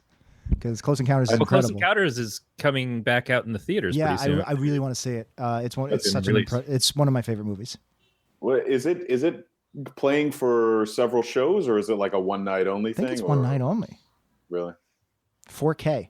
Yeah, it's funny you mentioned that because we were watching the making of Jaws with my wife the other night, and she had mentioned something about Close Encounters because they mentioned Close Encounters, I think, and she was saying that she'd never seen it, and then I brought up our conversation, and I'd like to check it again. But as I was telling Jack, we'd talked about it, and I remember at the time that I saw it, I think I was about 18, and I don't know why this decision burned me in the way that it did, but if spoilers for Close Encounters, Richard Dreyfuss's character basically just dumps his whole family to go on this spaceship and meet these aliens. Isn't that the dream? I think. Well, and dump your family for a spaceship. I think I was just, and also, with Spielberg's sentimentality, I couldn't imagine him making that choice to do that as a filmmaker, which I guess he has gone back and said if he had children, he would have never done that decision. But I'm sure now, being a little older, a little more jaded, I would probably watch it and say like, yeah, his kid's a pain in the ass, his wife sucks. I would totally get on a plane. But I would like to check it again and with some new eyes and a little more grit from the world on me. Yeah, and Close Encounters was his follow-up to Jaws, I think, and it was where they gave him a much bigger budget, and that was because he basically became the super famous director we know pretty much right out of the gate. Jaws was his second or third film, and I think it and Star Wars are considered pretty much the first summer blockbuster. There wasn't like a summer movie season until Jaws. Yeah. So it is the perfect summer movie in two respects. And I saw a couple numerical facts here. I saw that Jaws was the first movie to make over $100 million at the box office, beating out several movies: Exorcist, The Sting, Gone with the Wind. But the biggest one before that was The Godfather at $85 million. So Jaws, $15 million back in '75. That's a huge intake. It got beat by E.T., and then E.T. got beat by Jurassic Park. So Spielberg is rolling in the green. Yeah. Do you think he listens to Limp Bizkit's "Rollin'" while counting his money? I think that's the only song he's ever listened to ever. I think he never heard any music until he was 55 years old, and then he heard "Rollin'," and now he just plays that on an infinite loop. I don't blame him. Limp Bizkit is the height of music. Like, it doesn't get any better than Limp Bizkit. No, I think what you mean is you have to be high to listen to. No, Limp Bizkit's great all the time. So I'm curious. I imagine Corey has seen Jaws a number of times. Matt, you are completely unpredictable.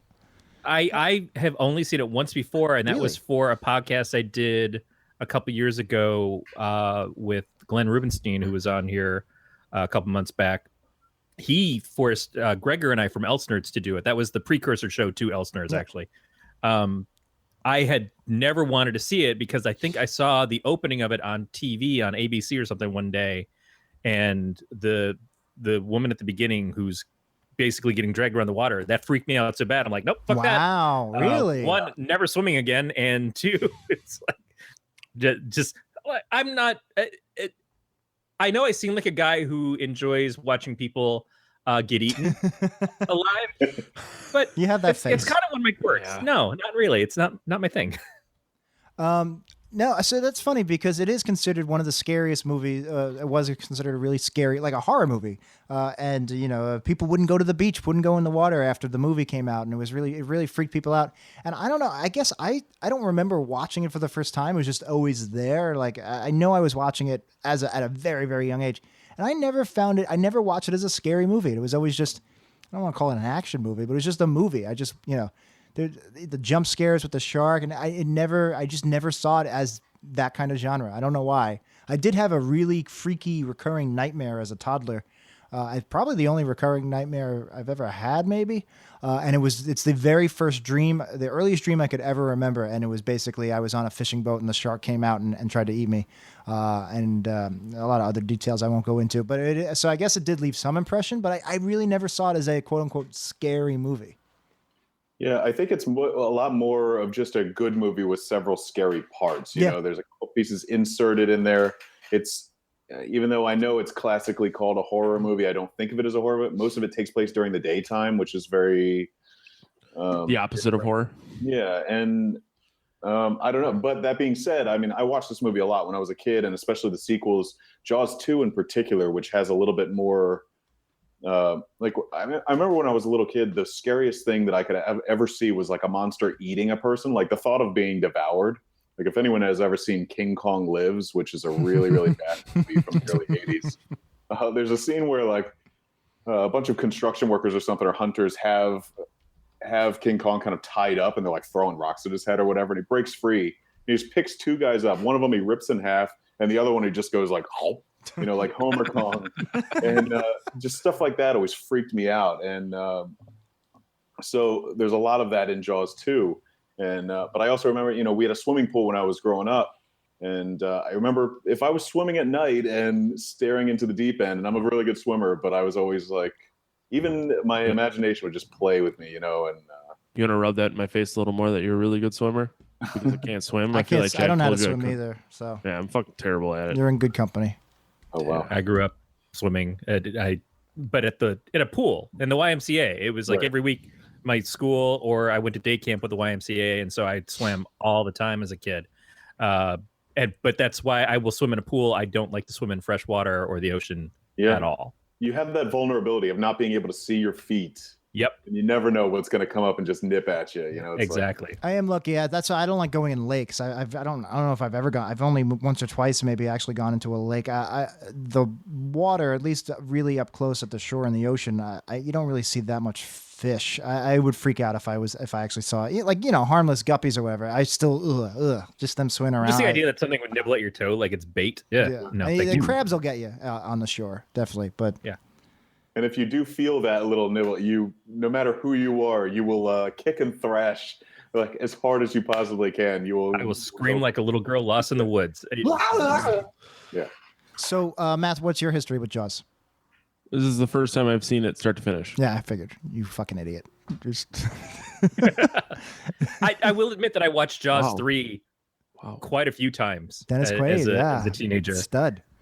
Something about the water park aspect of it. I don't know. It just, that was a little different for me. That one I could handle because they humanized the shark a little bit. Yeah.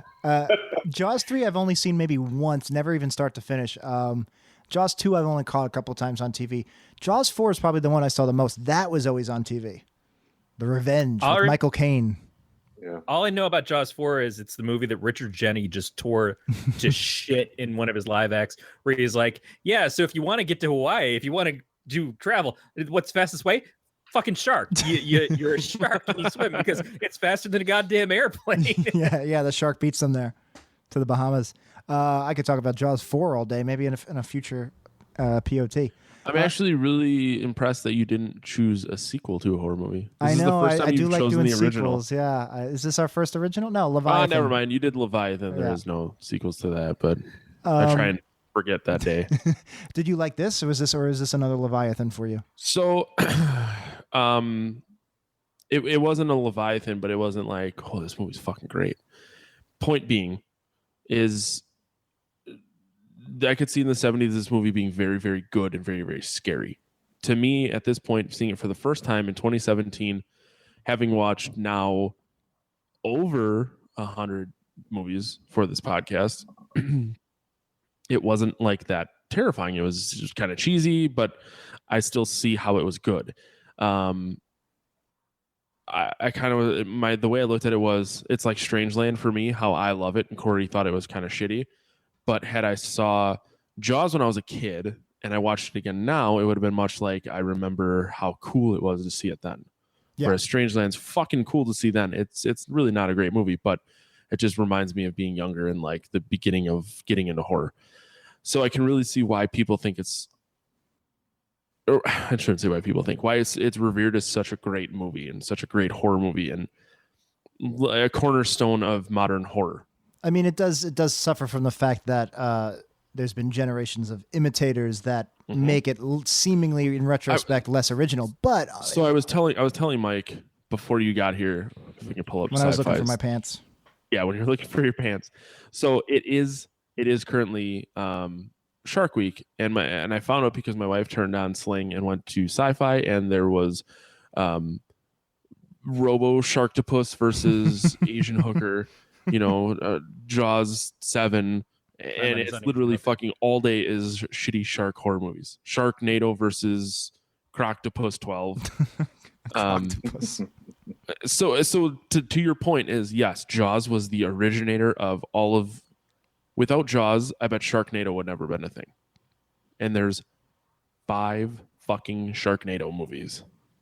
There's more Sharknadoes than there are Jaws movies, which is itself kind of a sad statement about the world. All the Jaws movies are available on Encore, I think, this month. It's Encore Stars, one of them. So I went and I found the movie, and then I realized, oh shit, I could just watch this through on demand.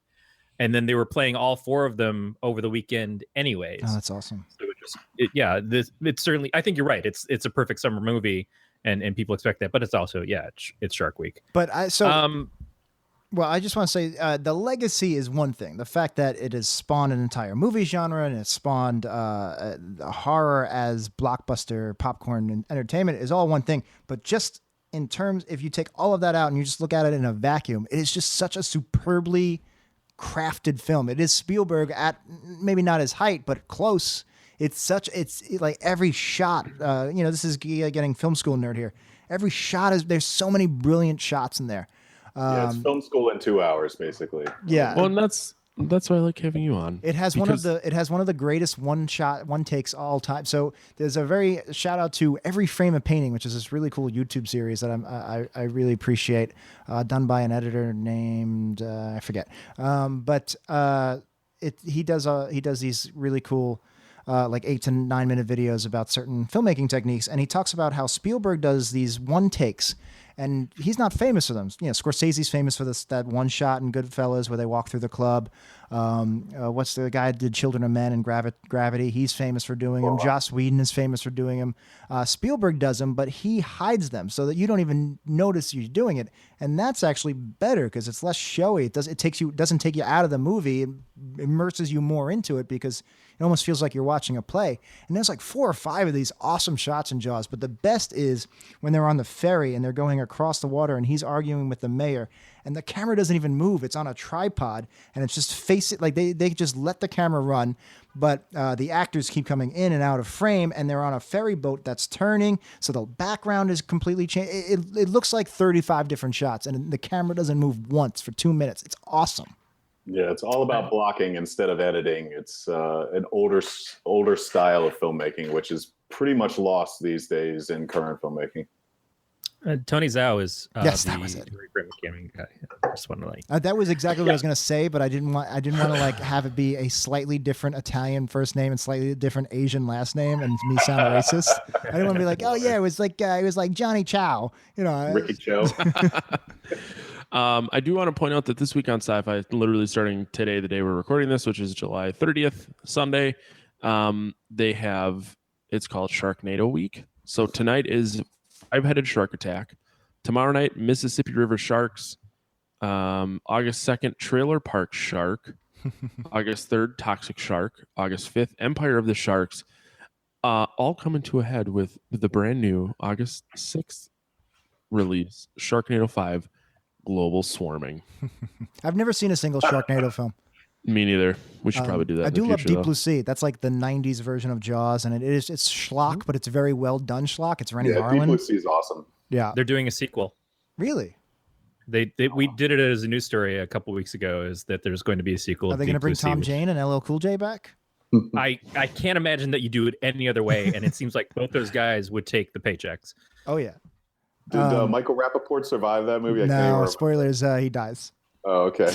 So does Stellan Skarsgård and 2 feet, give or take a centimeter. who? All right, we need somebody to cast for this PhD oceanographer, marine biologist, daredevil, deep scuba diver. Who should we get?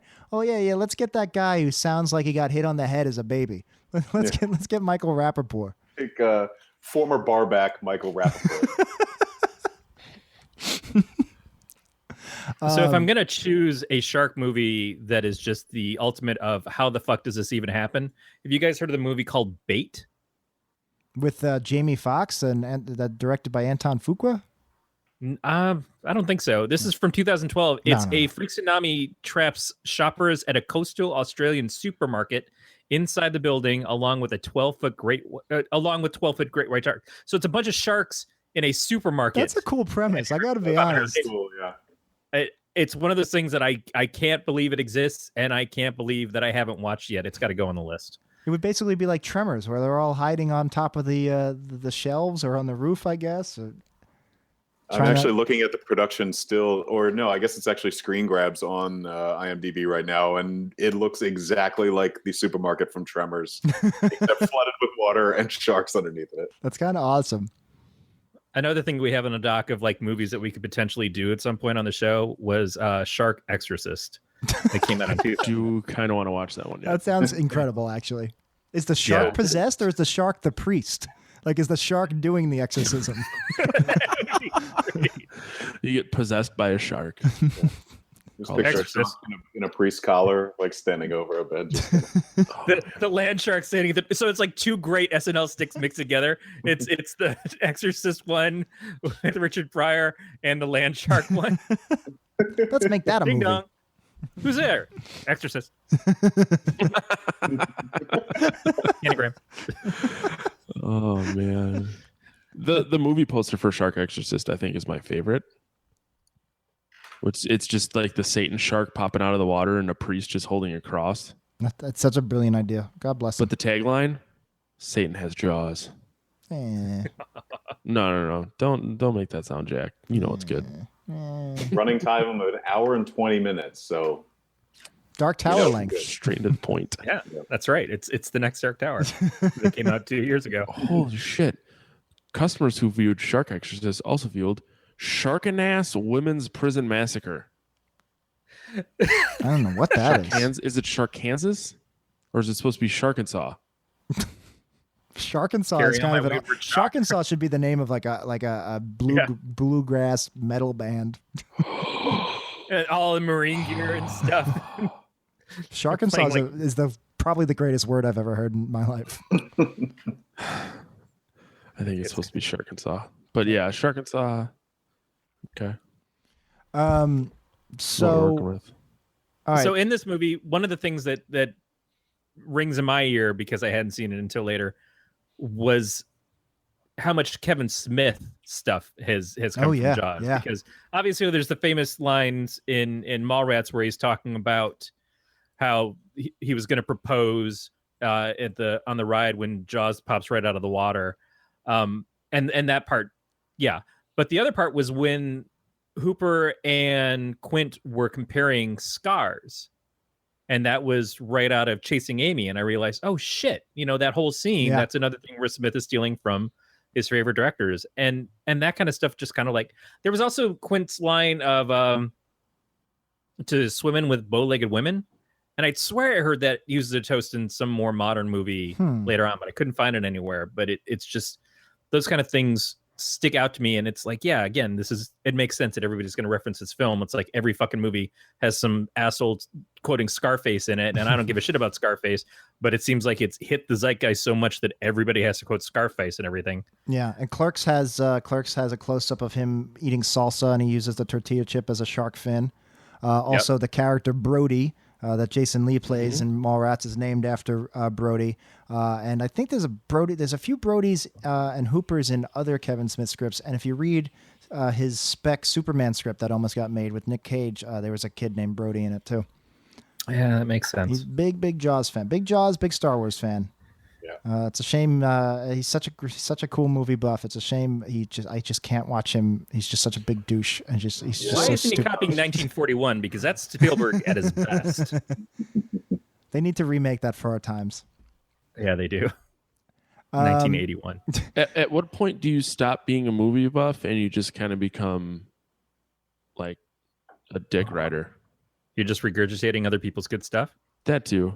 That's probably a better way to Ask put it. Ready Player One, because that's essentially I what fucking love that book, and I'm excited for that movie. You shut your fucking I'm not cocksucker. shitting on it. I'm just saying that that's where we're at right now, is the fact that Ready Player One was a book that was completely built around nostalgia and off of the hard work of all these things that came before it. So it's just shorthand to all these things that bring it out of your heart. Like, oh yeah, I remember this and I love this thing. And so then you see it up on the screen. It's like, yeah, I get to see the Iron Giant on the screen again. That's great, but it's not the Iron Giant. Yeah, it needs a good story because it is something new. Ready Player One is something original in the fact that it's about nostalgia. And obviously, I host a '90s podcast, and at some point, I realized 90% of my writing, my prose, and my screenplays all had this heavy nostalgic theme that it wasn't even apparent to me. It was subconscious. So he is saying something about nostalgia. That said, I don't think it's a very good book, and the story is really shitty. But it's really great world building, and the theme of nostalgia is really cool. So it's like there's some really good things about it, and I'm hoping the movie is good. Spielberg is directing it. It's the same guy who did Jaws. I hate that Jack kind of made me realize that it's not the greatest story, but the nostalgia is what made me really like it. You don't give him shit for ripping off of Rush and video games and Star Wars, because it doesn't have anything to do with the story. Those are just placeholders. Give him shit for ripping off of every shitty 3-act Robert McKee screenplay book. It really is just screenplay by the numbers. Yeah, and it's very and Jack kind of warned me. We were talking about Ready Player One, and it took me a while to read it, and I just finished it about a month ago, and it's very young adult. I mean, take the references away, and it's very much a young adult novel, and that was it's disappointing. That being said, I saw the trailer, and I can pick apart things to be dissatisfied with, but at the same time, like, my geek cylinders are firing. Seeing the DeLorean, 100%. Come on. Yeah, seeing the DeLorean, and now we're getting Steven Spielberg directing the DeLorean, which I realize is a weird sentence, but I can't wait. Even though it'll be CGI DeLorean, it won't be the same. Yeah, it looks a little CGI heavy, and I don't know. We'll see. But Spielberg has a history of adapting bad or mediocre books into really great movies. So we'll Jaws. see what happens. That's exactly what he did with Jaws. Yeah. Have you guys read Jaws? Do you know about the book Jaws? I read it in high school. It is schlock. It is. I hear it's really not good. Yeah. It's like, so I remember. I don't know. I guess because I learned this word. It opens up with describing the girls on the beach, and there's like a 16-year-old, and her legs are just open enough so that you can catch a glimpse of her pudenda. And I was like, pudenda? What's that? That's a feminist agenda, Jack, and you should understand that not all men. Okay. And it's very, very like pulpy and romantic novel, like sensual stuff in there, like 50 Shades of Grey shit. And actually, Richard Dreyfuss's character, Matt Hooper, in the book, he's either from the town or, for whatever reason, his older brother dated Lorraine Gray, Brody's wife. And they start up a flirtation, and there's a scene where they're in the car together, and they start, quote unquote, exploring each other and basically like feeling each other up. And I think he maybe even fingers her before they go, you know what, this isn't right. I don't want to cheat on my husband. Are you sure you weren't reading The World According to Garp? No, I am. There's other books with fingering in the car, Corey. All books should have it. No. So part I love best in the Bible. But the book is schlock, and the movie weird. I think was also the original screenplay was probably kind of schlocky. But Spielberg again brought craft, and he also probably had a hand in rewriting the screenplay. and it has a lot of his familiar themes about fatherhood and family. It's funny. Jaws is like two different movies. The first half is this great underdog story about this new sheriff from New York who has to deal with the townies, and he's just trying to do his job and do what's best and not have any more people get eaten. And he's also got the stress of his family and his wife and his kids. And then the second half is this like character play with these three guys trapped on a boat together. I love this movie so much. Yeah, and so that part of the movie is where I kind of really love it. Is the three guys on the boat when they're that is to me, like, all the stuff at the beginning is good and important and lays out the groundwork, and the fact that the sheriff is fighting against the mayor of the town because the mayor is like, no, we have to save the town by letting everybody come here. This is the one point of the year where we get the most money and it saves the shops and everything. So I'm going to risk everybody's safety because I know that there's sharks, but otherwise we lose our livelihoods by not having the it's a great open. conflict. It's a great antagonist because he's got a point, but it's a perfect kind of bad guy. It's like not super one note evil. Although I got to point something out that I noticed watching it a couple days ago. So they're worried they don't want to mention sharks and they don't want to close down the beaches because all the businesses are going to lose their money. It's a small town that thrives on the summer season, So there's a scene where everybody's now on the beach and everybody's afraid to go in the water, and the mayor is like pressuring people to go in the water. He's walking around like, "Hey, why don't you go in the water? Why don't you go in the water?" Right. And then I was like, "Wait a second." So everybody's still going to the beach. If anything, this will actually increase commerce. You ever go to a beach town in the summer? Like the mini golf is pretty much free before 5 p.m. because nobody goes because everybody's at the beach. Nobody's buying ice cream. Nobody's buying pizza. Nobody does that until around 5, 6 p.m. after everybody's left the beach. If anything, if nobody's going in the water, your hot dog sales are going to skyrocket. It doesn't make any sense. Because this is pre food truck. This is send the taco truck down to the beach and sell the tacos, and that we can close a restaurant itself, but we can go do this. But at the same time, Brody, who believes that there's sharks and believes that everybody should stay out of the water, also lets his fucking kids hang out down there. Well, he don't go in the bay, or just stay in the bay, which is apparently this giant body of water where the shark is fine to go into. That's actually a great scene too, where they're playing on the dock, and the wife is like, why can't I think of her name? And she says, and Corey gave me this super useful Google Doc I am not using, but she what's her name? It's Ellen. Ellen. So she's like, go easy on him. It's his birthday. Let him play in the boat. And then she's reading this book, and she flips to a page, and it shows that sharks can bite right through the boat. And she suddenly goes, "Get out of the boat!"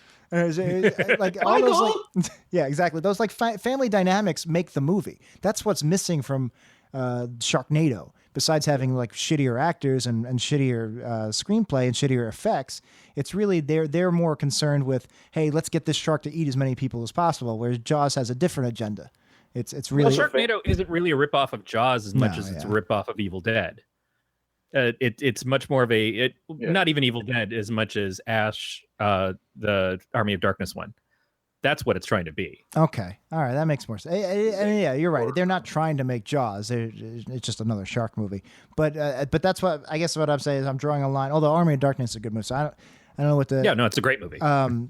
But like Mike had said before, it's really just this good movie that has horror elements to it. It's and in terms of like you're invested in the characters. You actually get very quickly you get invested in Brody as the protagonist, and you want him to succeed, and you want him to get the mayor to turn his back but not lose his kid's respect. There's this great scene where the kid he's drinking because he's depressed, and the kid has a glass of milk and he's mimicking his father, and everything Brody does, his son does, and it's it's really touching. Adds a great level of humanity and family to that character. I mean, that's the big thing is the big three, Brody, Hooper, and Quint, are such well-written characters, and they don't have a ton of time, each of them on screen, to develop their characters, but for a summer blockbuster or a summer action movie, they each have a little tidbit, which really, I mean, it's a couple lines, but it really informs their character, and you know exactly who you're watching, and you can sympathize with them, I think. I mean, even, Matt Hooper, who is arguably the most insufferable character out of them all, is still really well written, and you kind of go along with him. He's kind of the brains, I guess, And Yeah. who? Hmm? Yeah. Yeah. I'm sorry. I need to point something out. I just got so me and Matt share activity goals on our Apple Watches as incentive. It's incentive for us to work out more. So if one of us hits our calorie goal or our workout goal, the other one gets a little buzz and says, "Hey, Jack just ran a mile. You know, you got to beat him." Anyway, I just got an activity alert that Matt just moved 200% more than his goal. I'm watching you just sit there. Oh, you're rotating your office chair. Is that it? Is that how you're getting your calories this whole time? No, it's because I moved. It's every my time he lifts the bedroom- beer. That's true. There's that. I got to be honest. All of my parched. my exercise goals usually buzz when I'm taking a poop. So it's usually that's when I I only hit it because I moved my bedroom, the spare bedroom, and every door in my house today.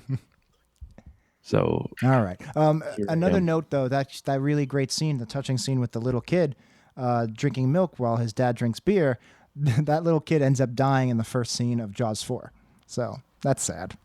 he had a good life. He made it to Jaws 4. Yeah, that's true. He lived. Yeah, but another that means 20 he was years. in Jaws 2 and 4, if ever so briefly. That's not that great of a life.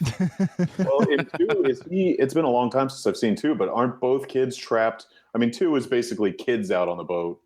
Aren't both of Brody's I think they're children both on the boat? The older one definitely is the one that ends up becoming Dennis Quaid in the third one and the star of the fourth one. He's recast. I think the baby brother's also there. Also, do you ever notice? So the way the sharks are killed in the 4 Jaws movies are the way the 4 sharks in Deep Blue Sea are killed in that order. Or maybe not in that order. No, but one is blown up with a compression tank. One is electrocuted. One is pierced. And Right. I forget how the third Jaws third one was. He blown up or with explosives? Drank himself to death. Jaws 3D. I'm sorry, that's what it's called. When did Jaws 3D come out? 83, 82? Oh, so it was the first like 3D nipple No, twisting. I don't think so. Because 3D was really big in the late 80s, early 90s, and then it disappeared because it sucked, and then it came back with the advent of real 3D, Right. where you didn't have the red, blue, you had the. So But it comes in cycles. It was big in the 50s and 60s. There was a handful of things. Was it really? Yeah, that's like if you ever see all those old like stock footage of 50s theater audiences with the red and blue glasses and Yeah, I feel like that's the whole advent of the red and blue glasses. Yeah, and it's weird that it goes through these phases, and it's only now kind of catching on. But I feel like it's still not going to catch on. No, it's faded out actually because of Dunkirk. So because Dunkirk was so successful as an IMAX movie in 2D. Without 3D. Yeah, IMAX has publicly said like, oh wow, so I guess the 3D doesn't matter, the IMAX does. So they're going to restrict the number of 3D movies now, as a direct result of Dunkirk's success. Oh wow. I always love when the film industry learns from overcompensating about one fucking thing. No, the Hollywood either goes with the steering wheel or they go with the steering wheel. There's no in between. Yeah. That one makes sense to our audio We'll have to listeners. wait and see what James Cameron has to say about that with his Oh, yeah. 5 Avatar sequels scheduled for 21 now, whatever it is. Yeah. You know what's fucked up? Remember when Kill Bill came out and Tarantino's like, yeah, maybe we'll do a volume 3 in 15 years. That's next year. So if he wants to do Kill Bill volume 3, he can do it. Well, you know, I think he went on record saying that he wasn't going to do that, but he said he's only going to do 10 films, which means he has 2 left. Yeah. So I don't know. I could see him making his 10th film, but I think he's grown a little bit since then. I think he wants to out epic himself. You know, I think he holds Inglourious Bastards as his kind of which I love Tarantino, but it annoys the shit out of me that he says it's his masterpiece through Brad Pitt in the last line of the film. But he's going in interviews and saying that, you know, he's competing with his class of filmmakers, Paul Thomas Anderson, David O. Russell, and he says like, I got to stay one step ahead of these guys, you know, as they make better things like There Will Be Blood. And that's cool. I'm glad that's driving him. I don't see that result. I think he thinks a little bit too much of himself. And I'm a big Tarantino fan. I love Tarantino, but I don't think he's as good as he thinks. I don't think he's as perfectly genius as he thinks he is. No, he has. I think there's a. Go ahead. He's not shy about saying how great of a writer he is, and you know, sometimes he could definitely use a reality check. But that's the problem: is you're at the top of your game, and everybody keeps saying how incredible you are. At some point, you gotta go. I guess I'm really good, and then that keeps driving you too. but maybe that also makes the work a little fresher. So maybe that's why he says he's only going to do 10 movies, because he feels like, well, I can only manage genius so many times, and I don't want to risk like making that 12th film that suddenly is a piece of shit and isn't well received. Right. So I've got to pour everything I can in these first 10. I agree. I think that there's a level of Tarantino that he hit early on that was incredible, because we hadn't seen anything like that. And then after a while, you sort of get a feeling for his tricks, and you get an understanding of who he is. And maybe some of the things he does, the themes don't work out quite as well, or he gets a little attracted to working with friends and stuff instead of like making things with better people, which is a Kevin Smith thing too. Like at some point, Kevin Smith's movies went from being like, I have to see every one of these, to I'll wait and see when it hits cable. Yeah. Yeah. I mean, I think, especially once he said, I'm not doing the View Askew universe anymore, it kind of took a massive dive. And then now he just floats in the level of below mediocrity. Yeah. Yeah. Now he's like, I can play it safe by fucking crowdfunding a film for $100,000, and it doesn't matter if it makes money, versus I have to really invest and get but it's the investing and trying something different and working with the film company gets you a cop out, or Zack and Miri, which I really like Zack and Miri because it's Askew light. But for the most part, it's these other films where it's like, I'm just doing this for a laugh. I'm just doing it for the kicks. Yeah. And when he goes back to try to make Askew films, there's that, like, I have to work at this again, and I have to get all these people together, and I have to gather all this, and then I have to convince Miramax or whoever to actually pay me for it. Yeah. And one of those things always seems to fall apart. That's like Lucas and Spielberg, who are multi-millionaires, and they have families, and they have busy lives. So they're content with just directing a 9-to-5 job where they show up, they sit on the director's chair, and they make some notes, and you know what, this shot would be kind of cool. Whereas Jaws, Spielberg was hungry. He really he put his heart and soul. I guess we can talk about it on this. To me, it's just common knowledge, but maybe to not everybody. But it's notorious for what a hellish shoot that was. Everything went wrong. Supposedly, the shark was supposed to be in a lot of scenes, and because the mechanical shark wasn't working, they waited till the end. And people say, "What a happy accident!" because it's so great. You don't see the shark until the end. It makes it scarier. I kind of think that's apocryphal. I have a feeling I was watching the movie. I was like, no, it wouldn't really make sense to have the shark in these scenes. I'm pretty sure that was Spielberg always planned to not show the shark, and it just kind of became legend.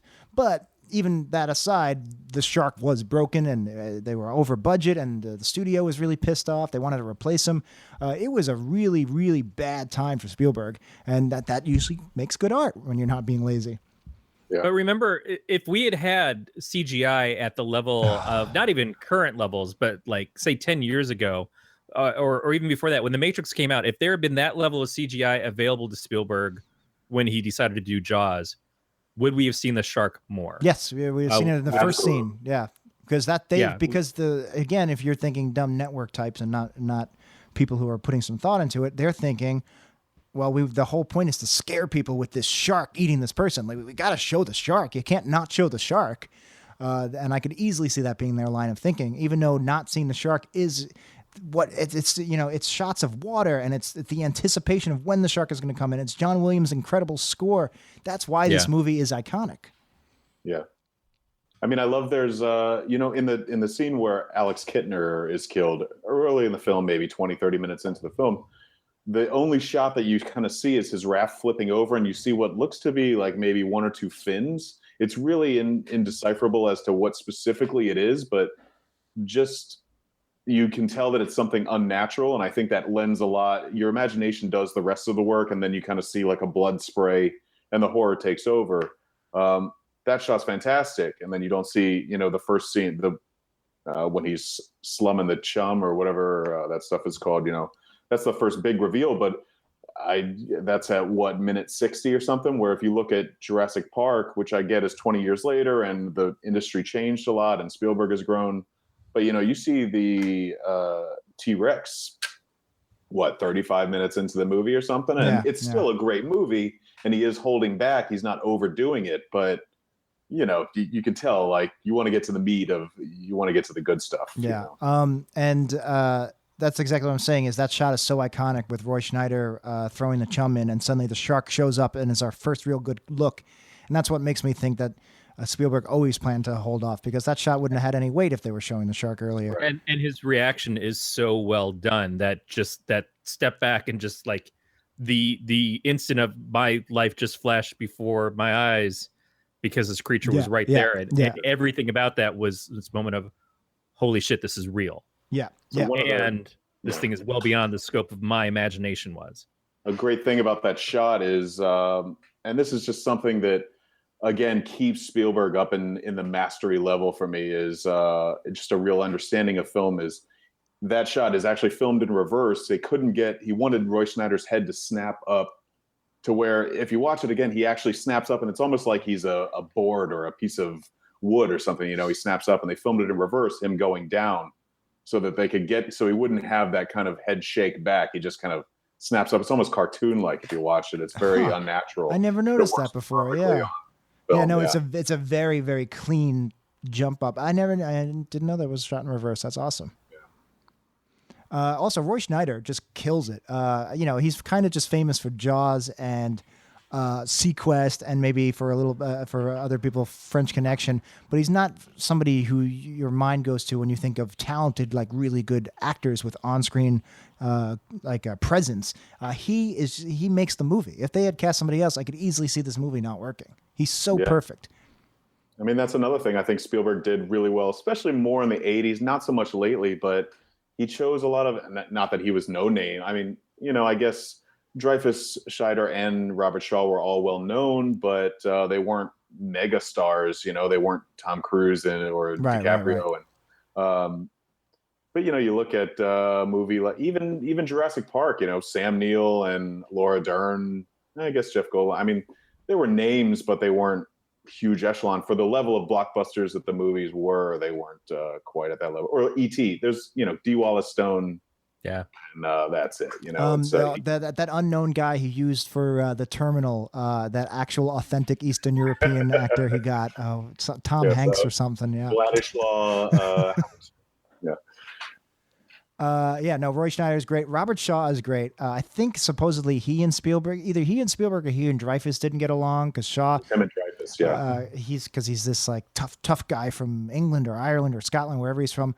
And it always makes me laugh, this whole tough guy persona, like him or De Niro or Pacino, like cops in New York, especially the film unit, but just Guidos in general, like macho Italian guys, they worship the shit out of De Niro and Pacino because of Godfather, and it's funny because it's like these macho guys who acting for fucking pussies, but Robert De Niro, he's a tough guy, he's regular, he's authentic, and it's like it's so funny to me that they worship these guys who, even if they are on the tougher side, your Robert Shaws and your De Niros, they still play pretend and they wear makeup, I have nothing against. I have a lot of friends who are actors, and I have nothing against the profession.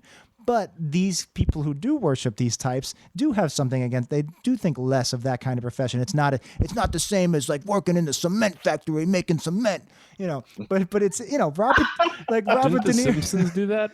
But like Robert De Niro, he's not a cop. He's playing a cop in all these movies, but he's memorizing lines and he's got makeup, and it always, like, the idea that Dreyfuss and Shaw would have this like actual rivalry of like, you're some 70s liberal hippie, and I'm a tough guy from England, and it's just like, but yeah, you're both actors. You're both you're playing pretend for a living. I always find that funny.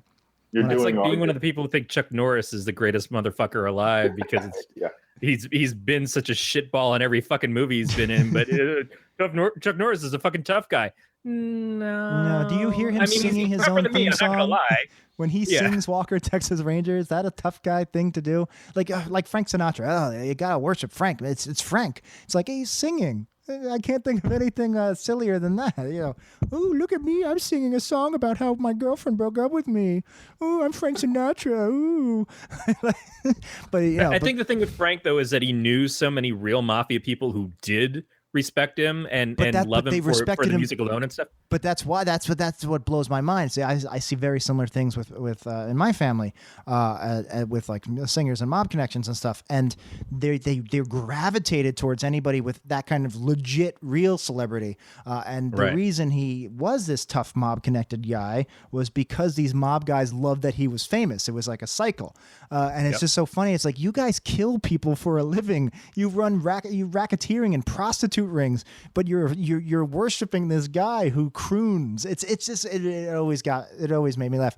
So anyway, I was thinking that the whole time watching this movie, because Shaw is playing like this real tough as nails motherfucker, and he does such a great job. His accent is a little wonky, but he's so great. And then when he tells a story about how he was in the Navy and his ship got sunk and they were all just getting picked off by sharks. I totally forgot about that scene. Yeah, that scene was great. It's legendary. And Quint as a character, one, I've got a friend, Jess Hickman, who is a comics artist, and she named her cat Quint after Josh. She's like the biggest shark lover I know, and she does a comic about her cat called Space Quint, which is cool. But Quint as a character is kind of like the Captain Ahab of the thing, and you expect that he's going to be the one who wins out against the shark. You think he's going to be the one who beats Moby Dick at the end or something. And to have him go down, to have his character die before the end of it is such a great turn to take, because it changes the expectations. You see Quint and you see the tough guy, and you see the guy who's going to save the whole fucking place, even though we know that Brody's been our hero since the beginning. And now it's like, oh shit, we got to see what can happen, Shit because got Brody real. has no experience with shark. It's funny because he's the only one that, and spoilers obviously, he's the only one that ends up getting eaten by the shark out of the three of them. In the book, Hooper actually doesn't make it. Once that shark cage busts open, he never comes back up. Oh man. Did anyone else think that the scene in which, so while they're closing the shark cage and they're like, "Hey, your glasses are on," and that whole, it was a little homophobic. What scene? So homeboy's going, he's getting dressed, he's going into the cage, they're just about to drop him. Mm-hmm. The guy like taps him and he goes, "Oh, your glasses are still on."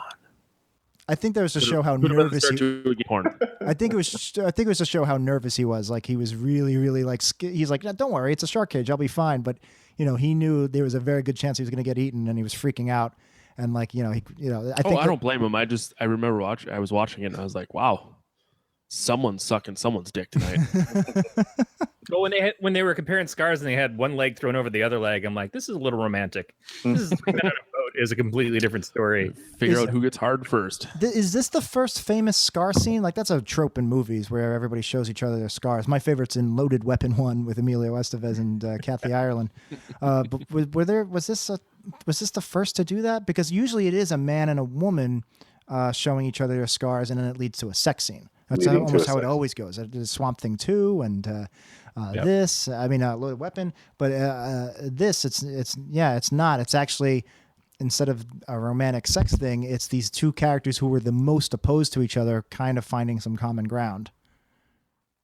But I can't think of any earlier. I don't know of any other option, anything preceding that. But it's such a great scene. Like, you have these two characters who supposedly hate each other, but of course, with booze, everyone comes together, and they start to just kind of swap the story. But I love the tonal shift in that scene where they're kind of laughing and giggling, and then, the scars and the song, they're singing that song, this old sailor song. Show me the way to go home.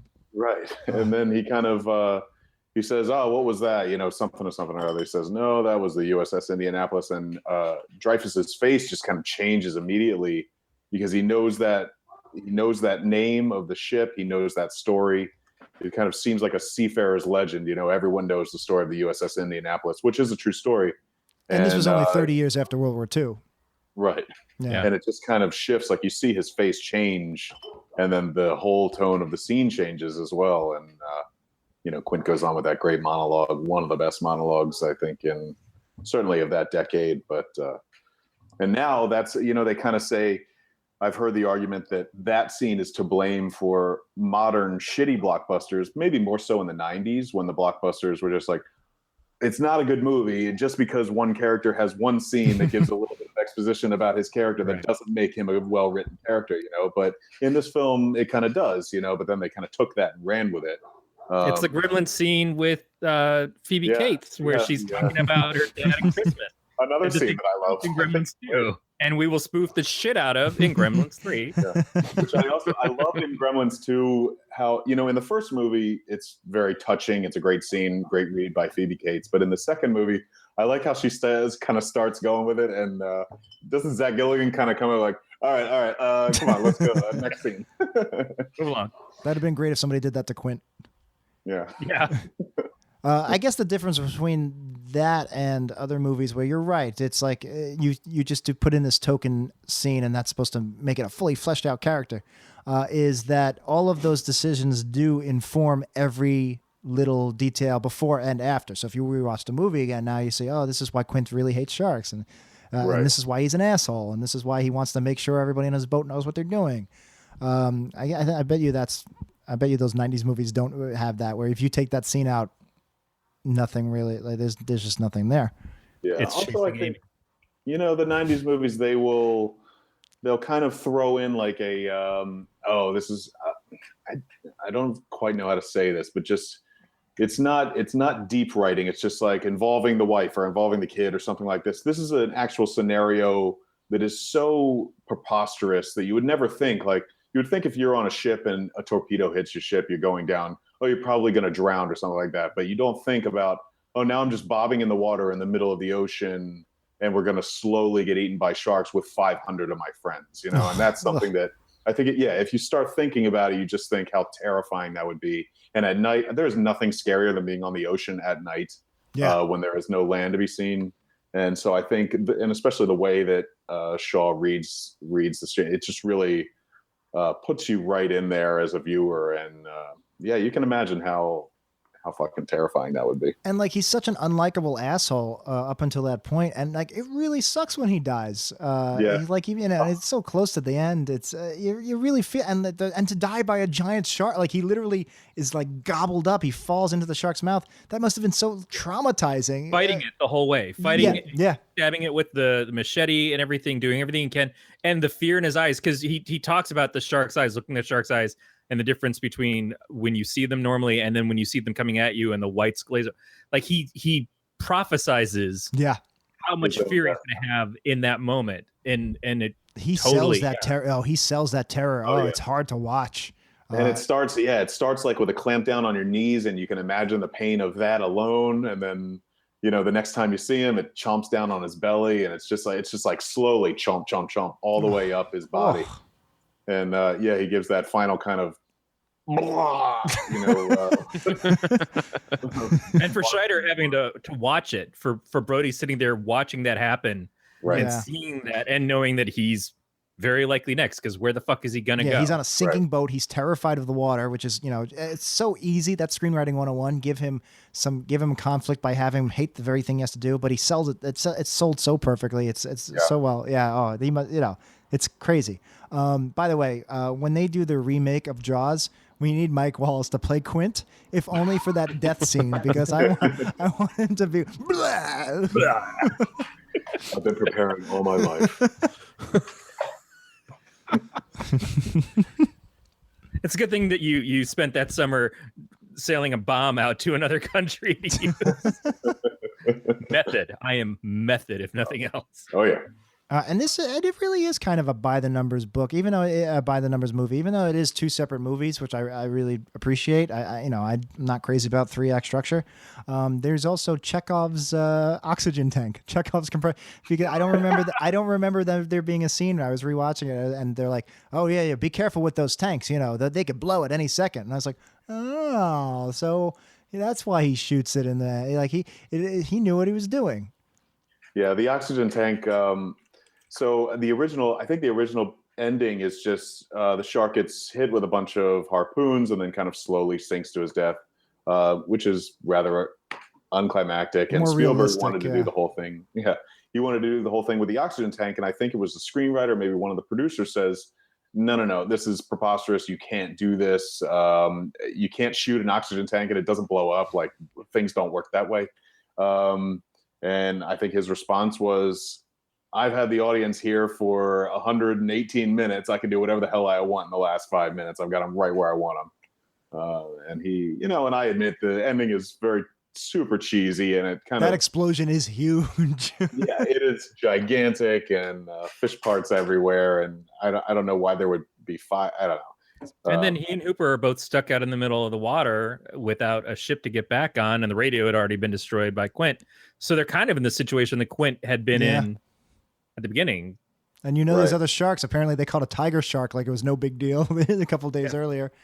Tiger sharks are actually more dangerous than they eat great whites. But I don't know if this is headcanon, but so he's in the boat, and the boat's sinking, and he's panicking. Quinn had just died, and the shark is coming for him, and he grabs a tank and he just starts bludgeoning the shark. So I like to think that he wasn't pre-planning, like, I'm going to put the tank in the shark's mouth and then shoot the tank. I'm thinking, he grabbed the tank because it was the only thing there, and he started beating it. It got stuck, the shark ate it, and it got stuck in his mouth, and then he saw it as a target. That's a little bit more believable, a little bit more. Because there's no way of pre-planning that. There's no way. Yeah, I'll just get this tank. I'll get the shark to eat the tank. I'll cover it in Quint guts. Yeah, my luck would be he would chomp down on it right away and blow us both up. And then there would be go. And I would have left a brief suicide note.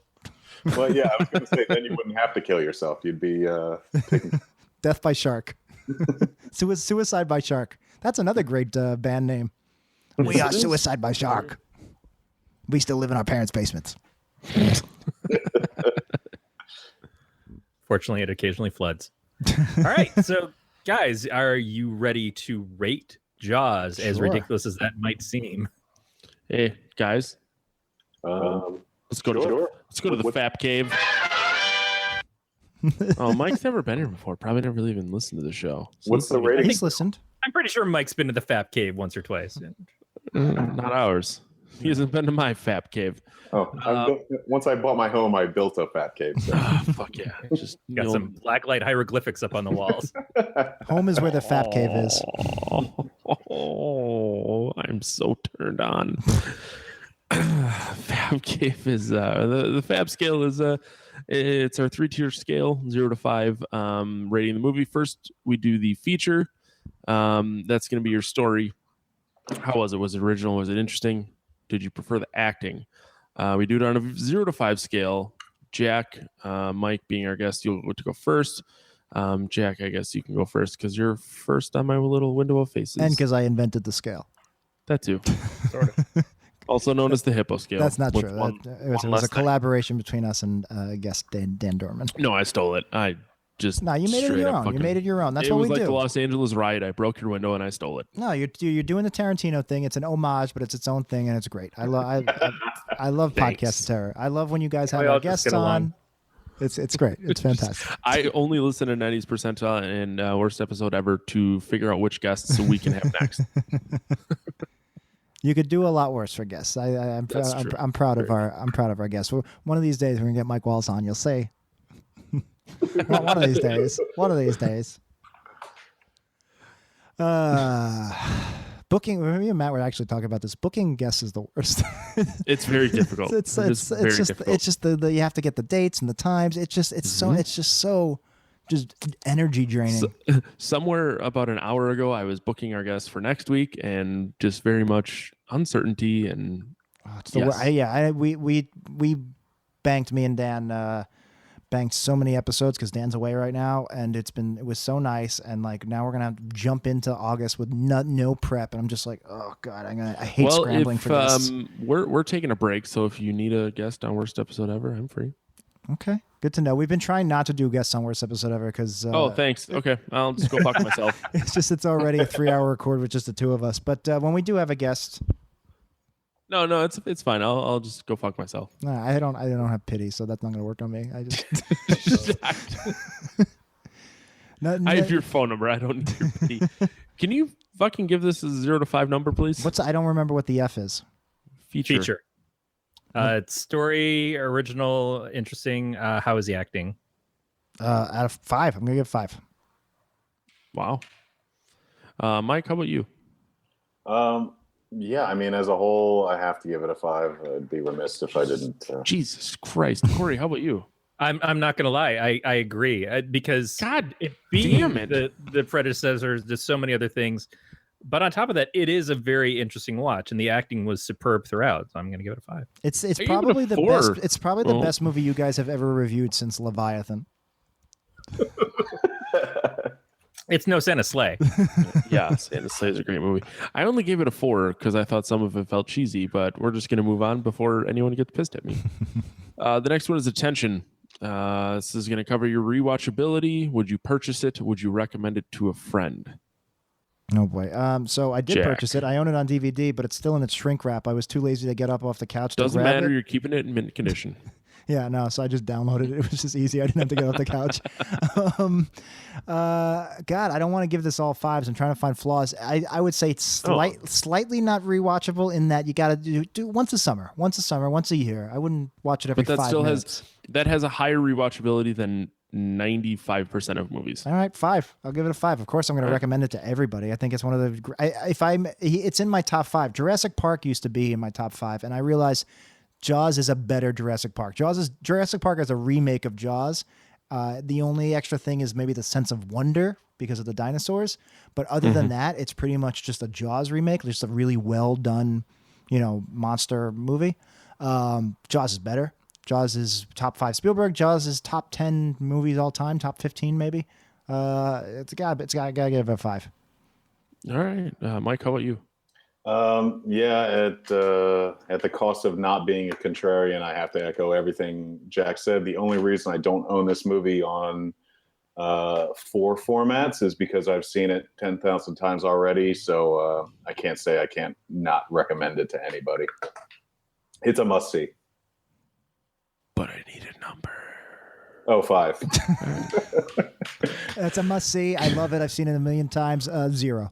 I'll give it a 1. Corey, how about you? Here's the thing. I as much as I think the movie is great, it is not the kind of movie that I go looking for. Fucking sharks. I felt perfectly okay. I felt better once I started watching it than I did going into rewatching it because I was like, oh, I gotta watch Jaws again. And it's one of those things I'm not super excited about. I'm gonna give it a 3.5. Based strictly on my tastes. But if some magic person showed up and said, I've never seen a shark movie, what one would you suggest? It would, of course, be right after Shark Exorcist, Jaws.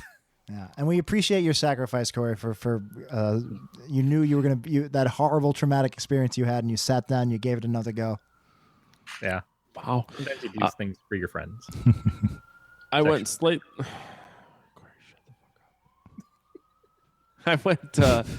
lower than Corey. I give it a 3.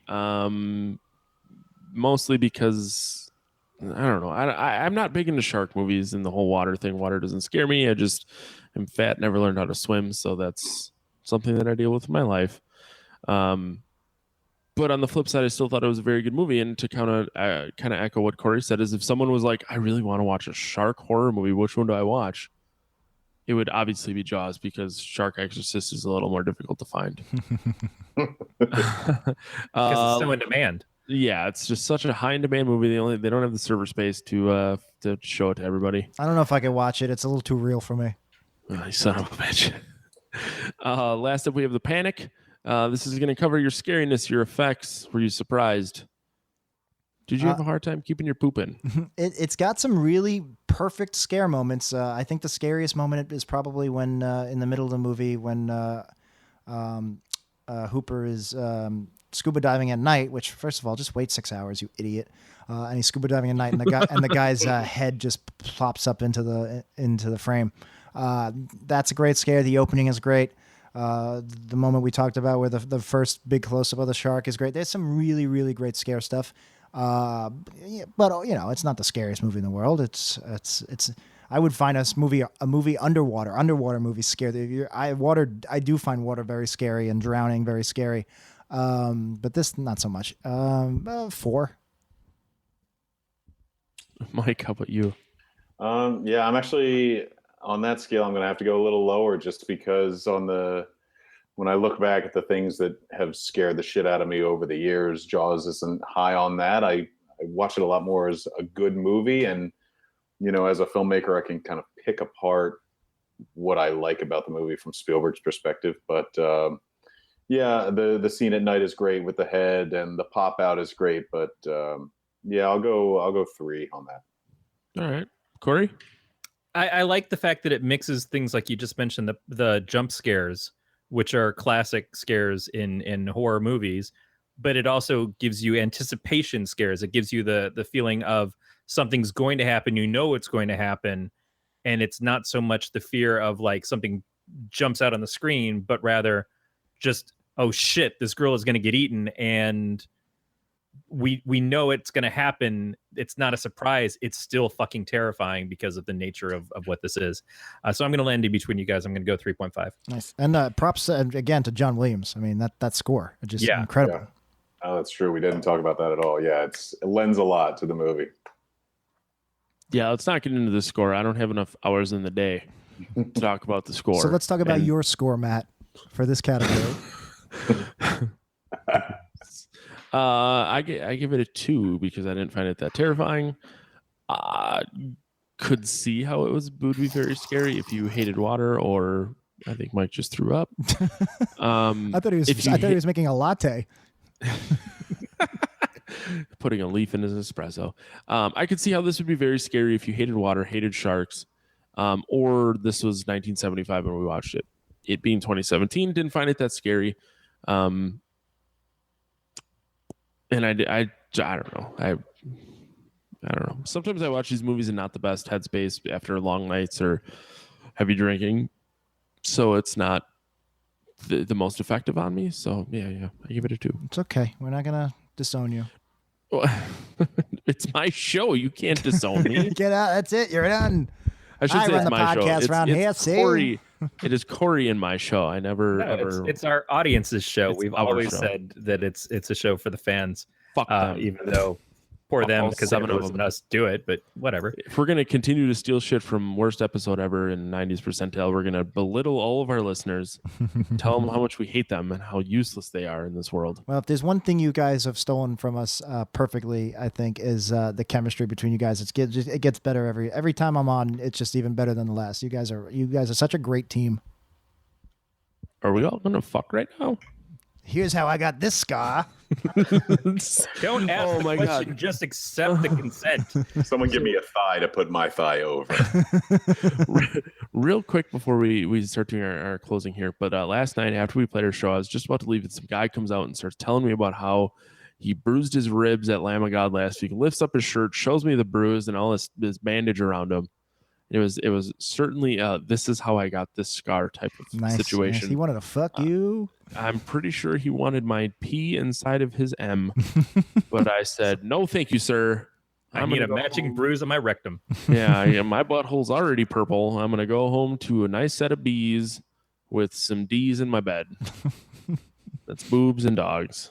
I like it better when you don't explain what the letters are. I'm just going to go G's with some M's and some little L's and Q's. And when we get out of here, I'm going to make some P's and some T's. I'm going to go and ampersand sign, I'm percent going to M my L.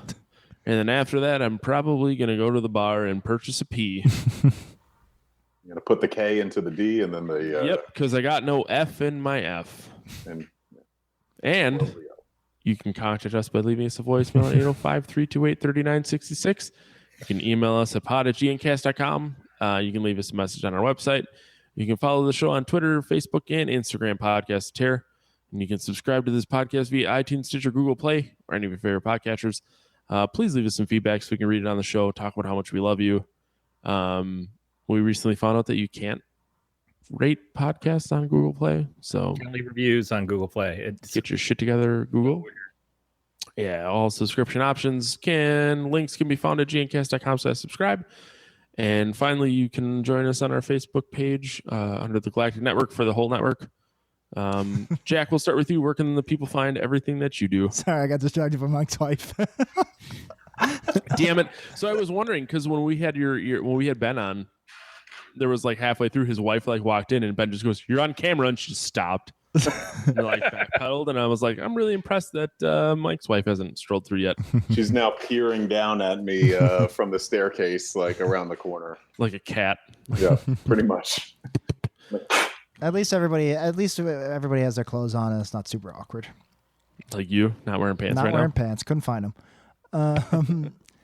Yeah, no, you can find me at Jackie No Breaks. That's my Twitter. It's also my Instagram. I did a rare selfie yesterday. I saw you liked it, Matt. Thank you. I appreciate it. I did. I liked it while pooping. That's all I ask.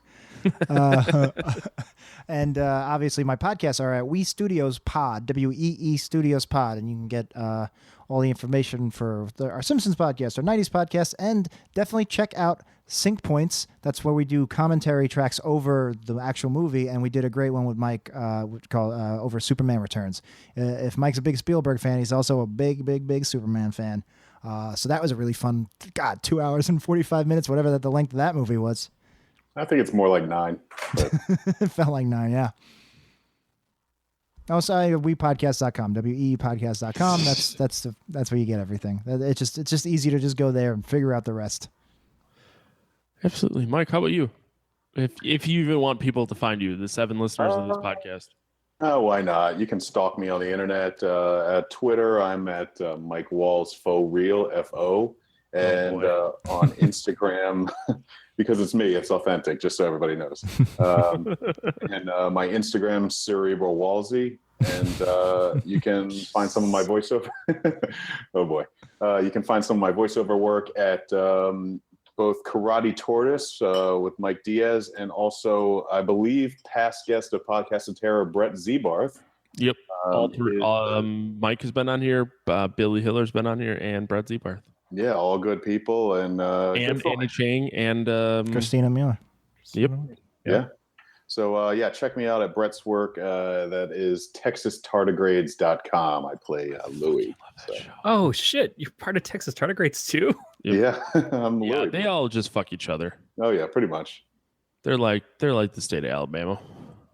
Well, no, but when they fuck each other, they produce good content. The state of Alabama just produces more Alabamans. Oh, boy. Corey, where can people find you on the internet? Go to donutcomics.com. That is the place that I help publish and sometimes write comics with my friend Levi Krause. Terrific. You can find me on Twitter, Instagram, and Untapped because I'm an alcoholic at Matt the Lifeguard. Thank you very much for listening to another episode of the Podcast of Terror. We will talk to you guys next week. I'm going to go K myself and leave a brief SN. I have to fucking pee so bad right now. I gotta get some meatloaf. Make sure you eat some. I'm like rubbing it because I have to pee so bad. You just do it right on the floor. They're just gonna cover it up tomorrow anyway. I've already jayed on the F a couple times. You guys don't have to stick around if you want. We just have to do like our ad and then the next week, and then I got to get out of here because I got to take this door off and. All right, I'll stick around. Get the rest of the trim out of here. Okay. Oh, Jack, you're gonna stick around? Oh, you said we don't have to stick around. You don't have to, but you're more than welcome to. Whatever you want. I'm fine with sticking around. You can do whatever. I'm gonna go pee first. Go pee. Okay. And then we'll say our goodbyes. Yes. Take your time. He will. He absolutely will. I watched a 90-minute movie last night down Periscope. And I guess with Kelsey Grammer? Yeah. And I must have got up and peed like 6 times. It's like I'm afraid to leave the house anymore because I just don't want to be anywhere where I can't pee. Like I commuting from the Bronx or from Queens, like being on a train for 90 minutes, it's scary because I don't have. It's not that I have to pee a lot. It's that the second I kind of have to pee, I have no tolerance for that. Like that's torture for me. I worked for Geek Squad for many years. I worked for Best Buy for 12 years. And I was one of those in-home guys. I would go out to people's houses and fix their computers. And like the idea now of being in a car all day and having to suddenly find a place that you can use the restroom is just crazy. And there was once or twice, like often I would try not to use anybody's bathrooms in their homes at all. Yeah. But there's been once or twice where it was like it's impossible not to. And I'm sure that there are some people who would never hire us again after what I did. Yeah, there's no worse feeling than knowing you've reached kind of that first, second, and then third tier of I have to piss and I am not close enough to a bathroom before something's going to happen. When the pain starts setting in, it's just... I thought people were going to judge me. Yesterday I saw Spider-Man and I went 3 times during Spider-Man and I was like, I bet you people are just like, this guy getting up again. You know the app that will tell you what times in the movie to be able to use the bathroom? I hate that because I came up with that idea like 10 years ago because I had gotten so good at it because, I know screenwriting. So like I always knew like, oh, this is the lull before the third act. I know exactly what's going to happen here. I can miss this. And I was like, oh man, I gotta make a website about this. And I never did. Also, I don't have the time to go see the movies and when they're out. So right. Yeah, it's definitely one of those things of crowdsource. Like immediately following the second action sequence is usually a pretty good time. But so the guy that made this app, does he go see the movies first and then just make a judgment call? Is that how it works, or? They definitely get the movies pretty quickly on. So I assume that they've got several people who are reporting into it to give the information for it. It can't just be one person. That's way too much to deal with. Right. And maybe the studios get involved at some point. Maybe they tell you the right time to pee. So when we went and saw Serenity in the theater, my wife and I both got these giant drinks, and my wife will go out a couple of times to use the bathroom because her bladder's kind of tiny and she's a woman.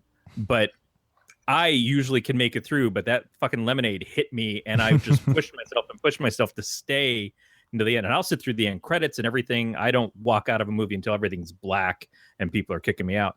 But as soon as... Have you guys seen Serenity at this point? Yes. I have, yeah. Okay. As soon as Wash got speared, I was like, God damn it. And I just walked up and just grimly walked down the fucking hall to the bathroom. Like, yeah, fuck. I could have missed that and been just fine without ever having to know that Wash is gone. A sadness piss. That sucks. Yeah, I saw Misery on Broadway last year with Bruce Willis. And I was trying Metcalf too, right? Yeah. Oh, she was amazing. Wow. And I was like trying so hard. I had to pee from the moment like the lights went down. I had to pee, and I was like, I was waiting for the second act, the intermission, and I was like, let me just wait for the intermission, and it was not coming. I was like, God, it's got to be almost done by now. And then it hit me. I was like, oh shit, this is a 1-act play. There is no intermission. And I was just like, fuck. So finally, so I get up and I go. And they don't even want you to go in a 1-act play. They like sometimes they won't even let you back in. And I go and I'm peeing. I'm like, and then I just hear everybody cheer, woo! And I was like, fuck. And I got up and the play was over. Like I literally missed Misery is the whole thing is him trying to get out of that bed. And I finally missed the moment where he beats Annie Wilkes. And I was just like, oh. Well, the interesting thing about that movie is that he and Annie wind up getting a kitten farm afterwards. That's why everybody was cheering. Yeah. Just parade of kittens, which leads right into Cats. It plays right after.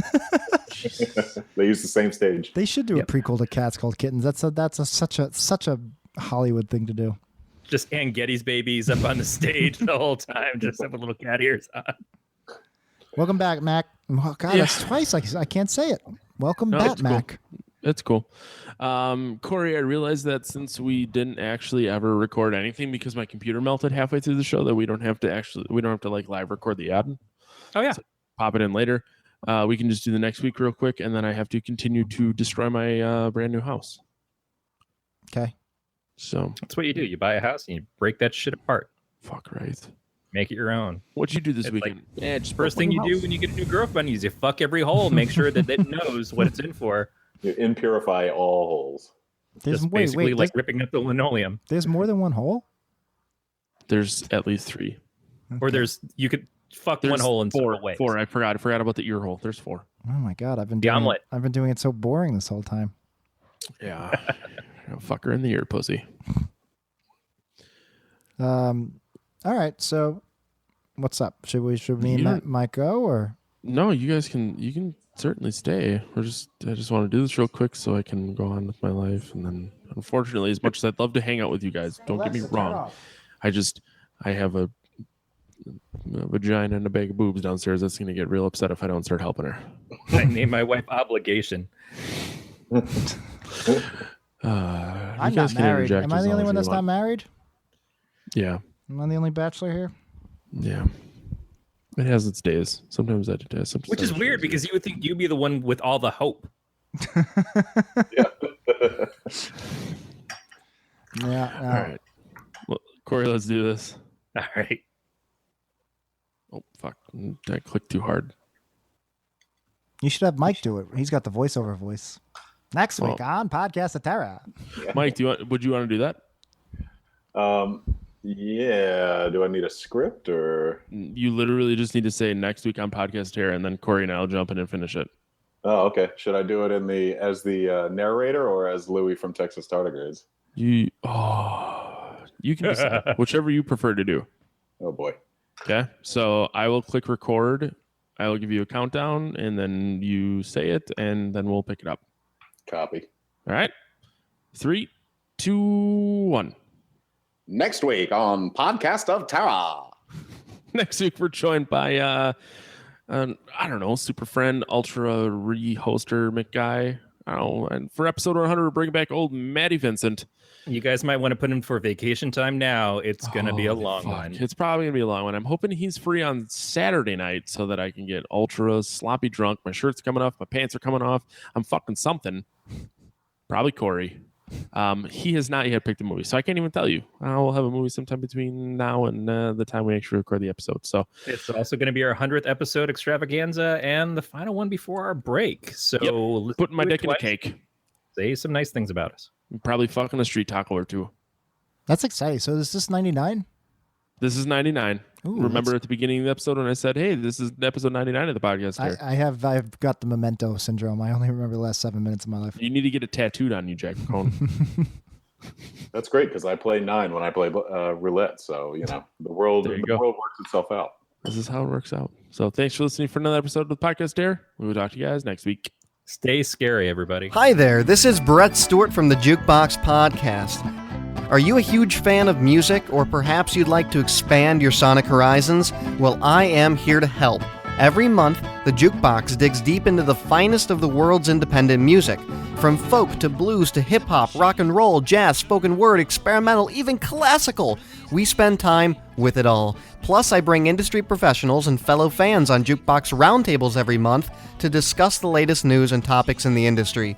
Join me at jukeboxpodcast.com and on all major podcatchers.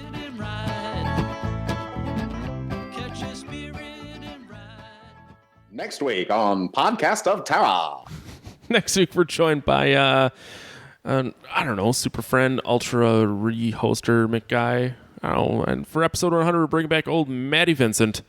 You guys might want to put him for vacation time now. It's going to be a long one. It's probably going to be a long one. I'm hoping he's free on Saturday night so that I can get ultra sloppy drunk. My shirt's coming off. My pants are coming off. I'm fucking something.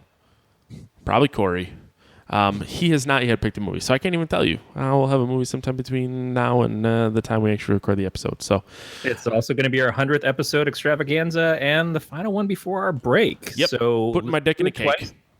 Say some nice things about us. Probably fucking a street taco or two. That's exciting. So is this 99? This is 99. Remember at the beginning of the episode when I said, hey, this is episode 99 of the podcast here. I've got the memento syndrome. I only remember the last 7 minutes. You need to get it tattooed on you, Jack Picone. That's great because I play 9 when I play roulette. So, the world works itself out. This is how it works out. So thanks for listening for another episode of the Podcast Dare. We will talk to you guys next week. Stay scary, everybody. Oh, I like that. This has been a Galactic Network podcast. For more, go to gncast.com. That's gncast.com.